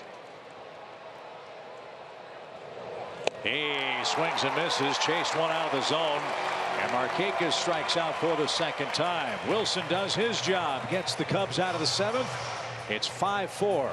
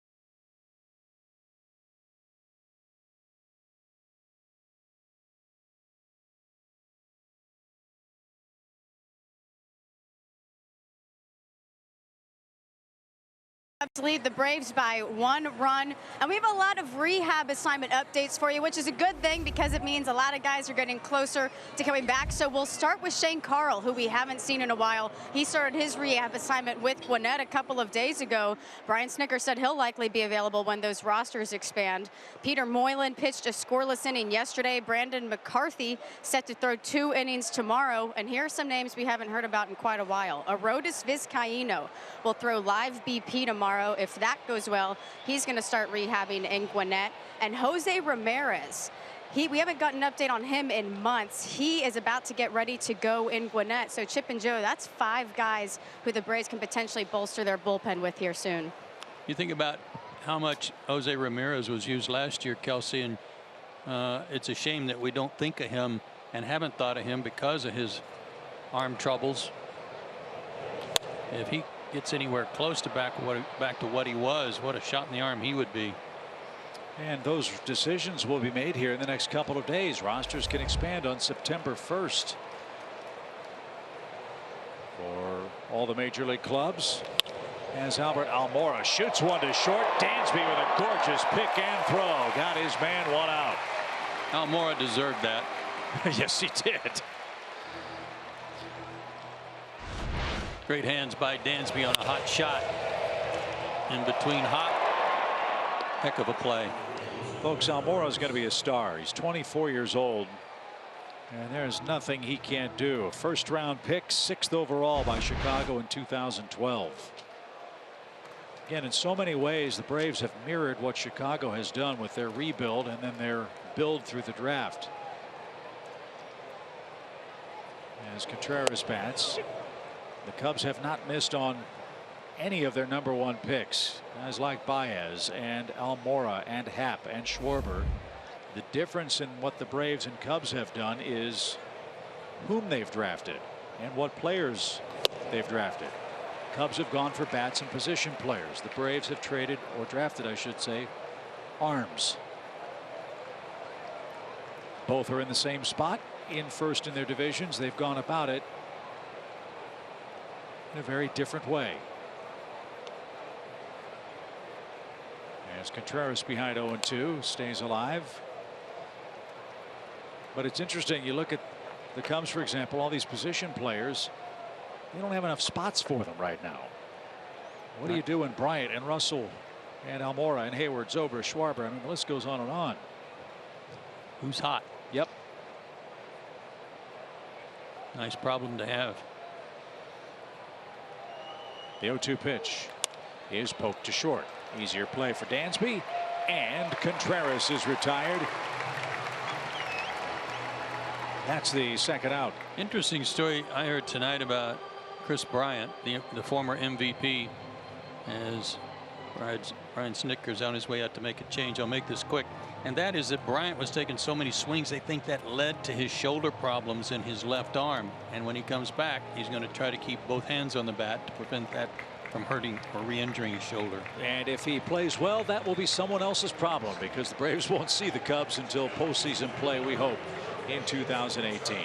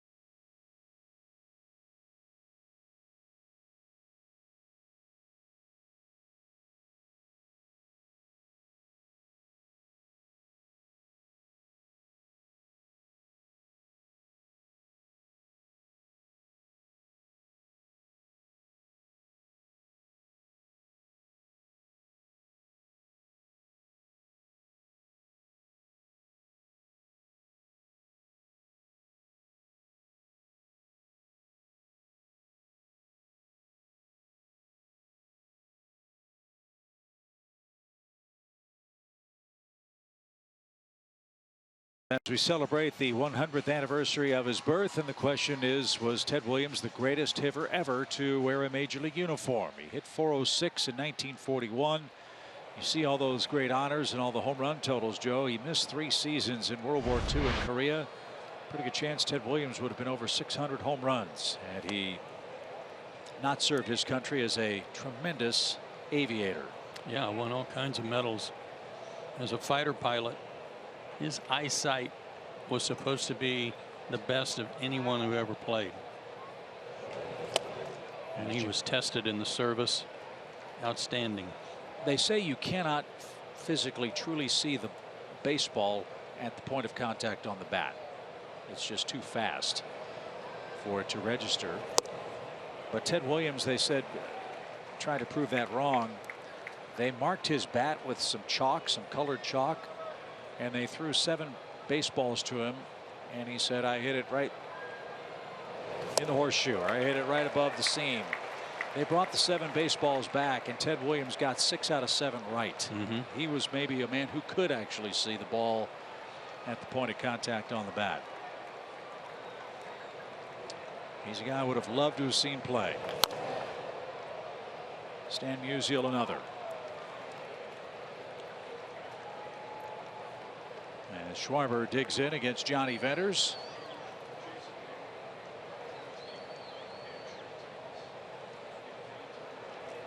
Two balls, two strikes, bases empty, Cubs by a run. And that one right back up the middle. Ozzie handles a bad hop. Throw to first in time. Dansby makes the play. I beg your pardon, in the shift. Dansby Swanson is the man that made that great play. And that takes care of Schwarber and the Cubs. Bad hop, and Swanson with a hop throw to first. What a play. They go to the home 8th.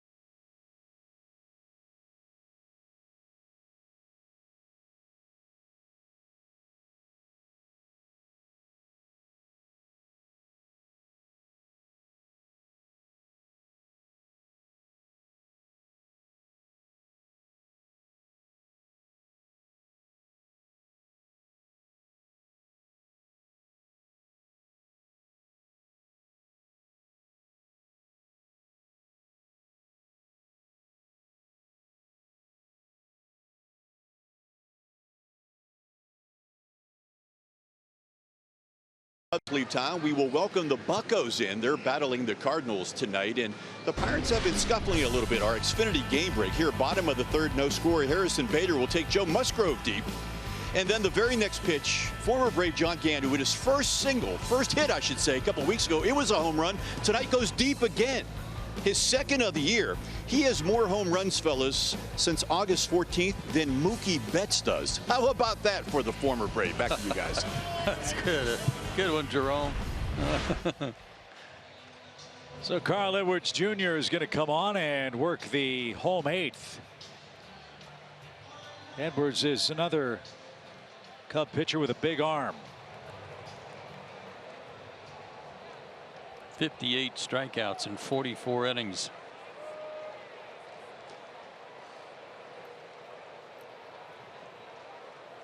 Kurt Suzuki can hit a fastball, as you know. And Edwards promptly throws something that wasn't a fastball. Swing and a miss. Edwards last year was very busy. 73 games, 94 strikeouts, and 66 regular season innings with 38 walks. That was the issue for him.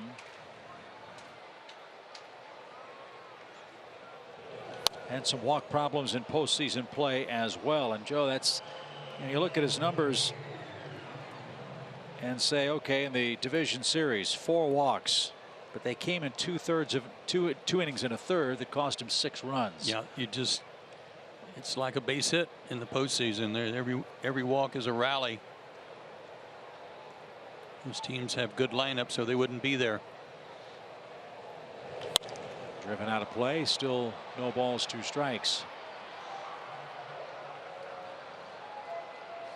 Carl turns 27 in a couple of days. Lives in Prosperity, South Carolina. There's the culprit tonight. Tommy La Stella turned the game around in the 6th. The pinch hit homer. To second, and Murphy to a knee. And Suzuki's retired. 1 away in the Atlanta 8th. And here's Ozzie, an infield hit, a strikeout, and a flyout tonight.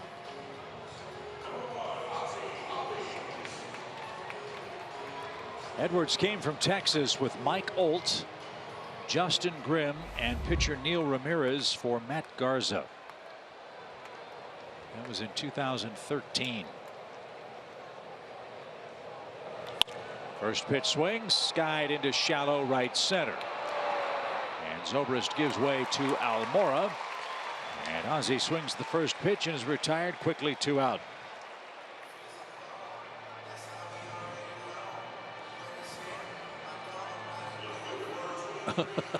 Get out of the way. Almora took over for Jason Hayward, who had to leave midway through with hamstring discomfort. He is continuing to be evaluated in the Cubs locker room. Almora made his presence known with a great catch to rob Lucas Duda of a 6th inning hit. And Duvall fouls one back. You are seeing an example of a Joe Maddon managed game. See if your starter can get through the lineup 3 times. Montgomery couldn't. Get a big hit from LaStella. Then you bring in wave after wave of power arms to try to hold the lead, which is now 5-4. Well, Joe's taken a lot of heat for the way he managed Game 7 of the World Series against the Indians. But at the end of the day, who cares? The result is what matters. Yep, there was a W there. That's it. Well, there was an article written in USA Today this week about if the Cubs, speculating whether or not if the Cubs don't make the postseason, would he keep his job? He kind of laughed. Skied to center. And right at Almora, who's going to move in a few steps. And it's a 3-out, 3-down, 8th for Carl Edwards Jr. We go to the 9th in Atlanta.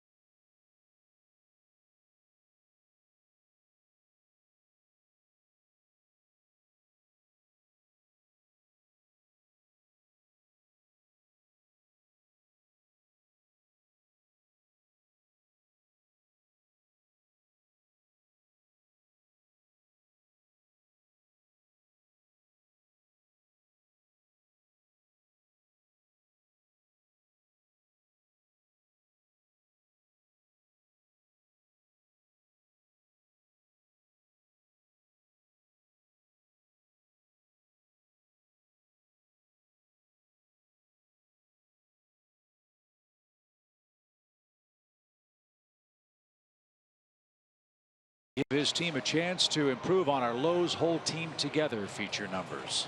Best records in the National League. Little staircase there between Cubs, Braves, Brewers, Cardinals, and Diamondbacks. Braves just a few games back of the Cubs for the best record, which is important for home field advantage throughout the playoffs. So Carl Edwards Jr. will be taken down after his 1-2-3 8th inning. And Chicago will bring on Ian Happ to pinch hit to start the 9th inning. Johnny Venter's back to work. He got Schwarber to bounce out to Dansby Swanson to end the Cubs 8th. Talk about all or nothing. Mr. Happ. 239 average, 13 homers. That's good stuff. 7 for 19 as a pinch hitter and 2 homers. 327 at bats, 141 strikeouts. But think about that late inning magic possibility for Joe Maddon. How many pinch hits does he have? 7 for 19. So he and LaStella have combined for 27 pinch hits this year. That's really good. To right. And Markakis in the corner has room, and Happ is retired, 1 out.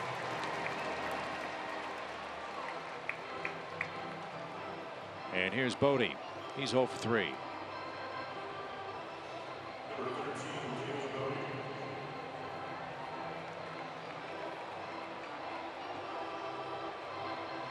Bodie was an 18th round pick in 2012.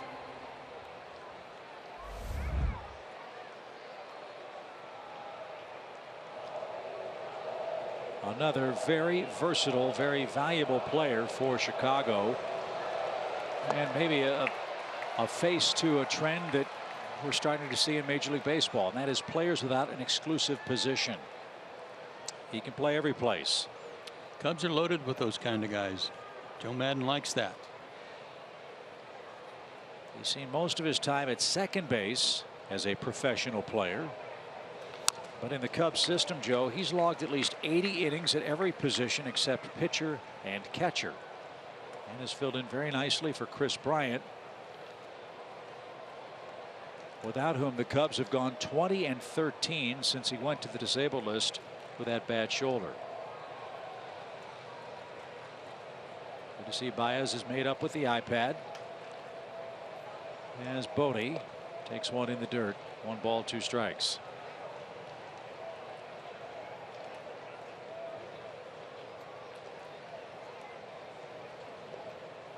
The last Chicago hit was a Tommy La Stella pinch hit home run in the 6th inning. That turned the game around, and that's where we stand. And a swing and a miss. Venters continues his good work. He's retired the first 3 he's been assigned. And now we go back to the top and Daniel Murphy. Took a little off, a little backup on that one. In the Braves 9th, Dansby Swanson, a pinch hitter, and Ronald Acuna are scheduled. We'll see who Joe Maddon calls on to try to close this one out. The Braves have Ender Inciarte, Charlie Culberson, and Tyler Flowers left on their bench. So we'll see who follows Dansby in the batter's box. Hopefully after Murphy is retired, and he will be with a good throw. Good work for Johnny Venters, an inning and a third. So last call for Atlanta in a great game. 5-4 Chicago. We go to the bottom of the 9th.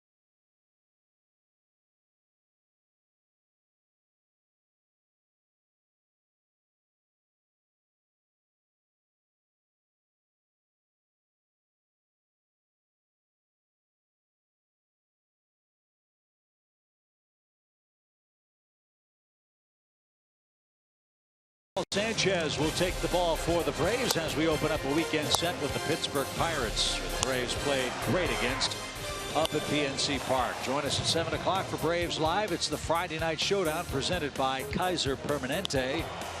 At the moment, the Pirates are on the short end of a 5-0 game in St. Louis. Here at SunTrust, the Braves have 3 outs to push across a couple of runs. And they'll try to do that against Pedro Strop, who's part of the 2nd best ERA in the National League. The Cubs bullpen at .326, second only to Arizona, and they've done that tonight. They've allowed 1 hit in 3 2/3 innings of relief of Mike Montgomery. He's 10 for 14 in saves. He's also, from a franchise standpoint, has the third best ERA in their franchise history, trailing Sean Marshall and Bruce Sutter. Wow.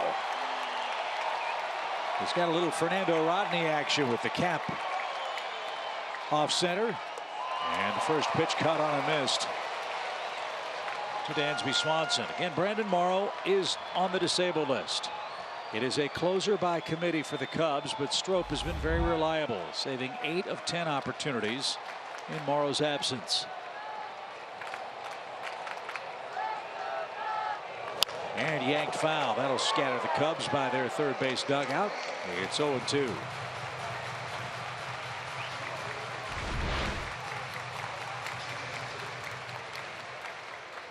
Bit of a hanger, and Dansby quick on it.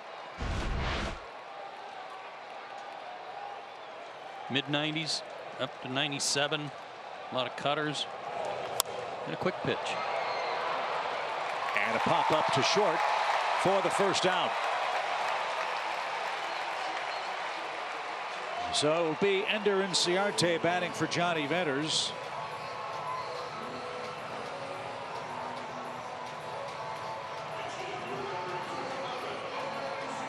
Changes all around for Chicago. Defensively, Happ stays in the game to play right field. And Zobrist will move in to play second base for Murphy.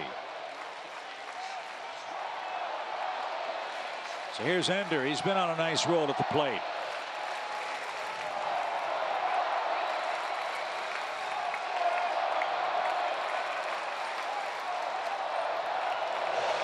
And fouled away. Got his foot, I think. He's hopping around at the plate.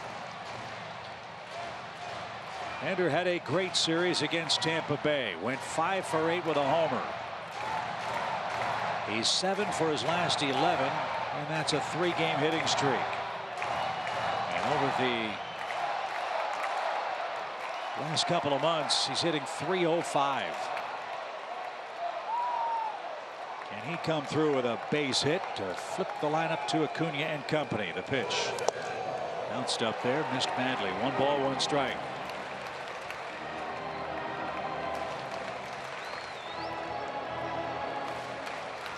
Twenty walks in 54 innings for Strop, too.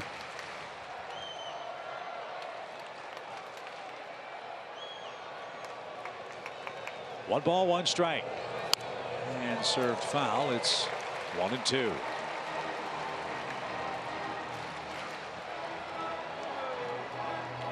Quick pitch. Dansby Swanson. He might do the same thing to Ender now that he's ahead in the count.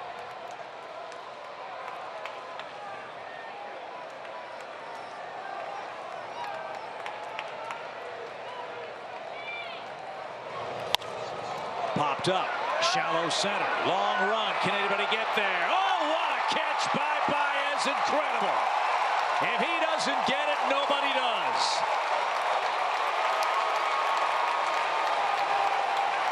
What an incredible rangy play by the Cubs shortstop Baez to take away a hit.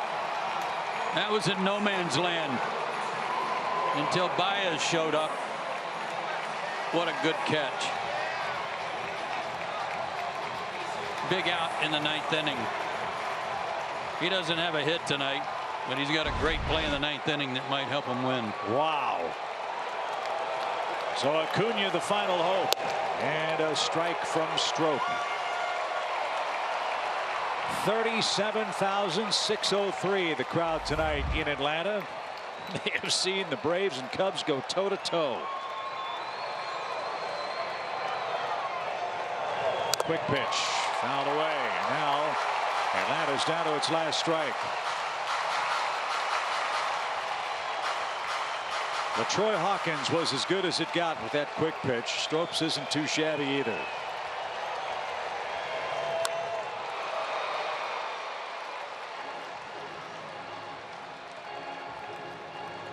When he rushes at you with it without coming set, it tends to make you hurry up and be ready to hit a fastball, and he's throwing a slider. Really throws off your timing. Wasted outside. 1 ball, 2 strikes. Pittsburgh here tomorrow night. The Cubs head to Philly tomorrow night.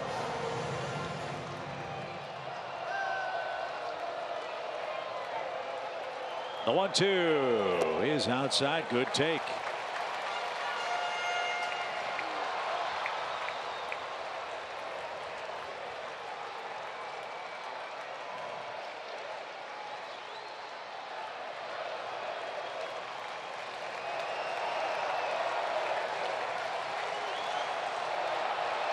Strope ready. And now his 2-2 pitch. Good at bat by Acuna. Like Ronald wanted that one back.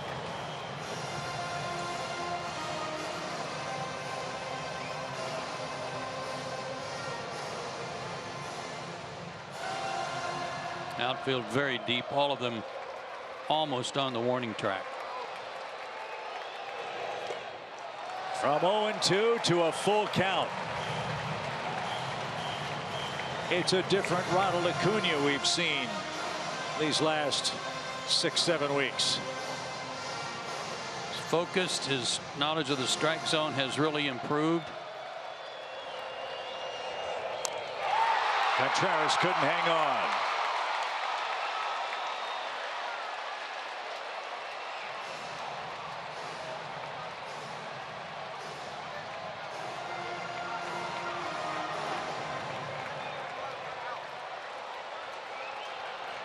So another 3-2 pitch. High drama in Atlanta. The pitch popped him up. Center of the diamond. Who wants it? It's going to be Baez, and why not? All 3 pop-outs went to the Cubs shortstop, and Chicago wins the game 5-4. The Cubs stay 4.5 in front in the National League Central. They've won 8 of their last 9. The Braves lose their 2nd in a row and now lead the Phillies by 3 in the East. Terrific ball game, Joe, and it wouldn't surprise me if all goes according to plan.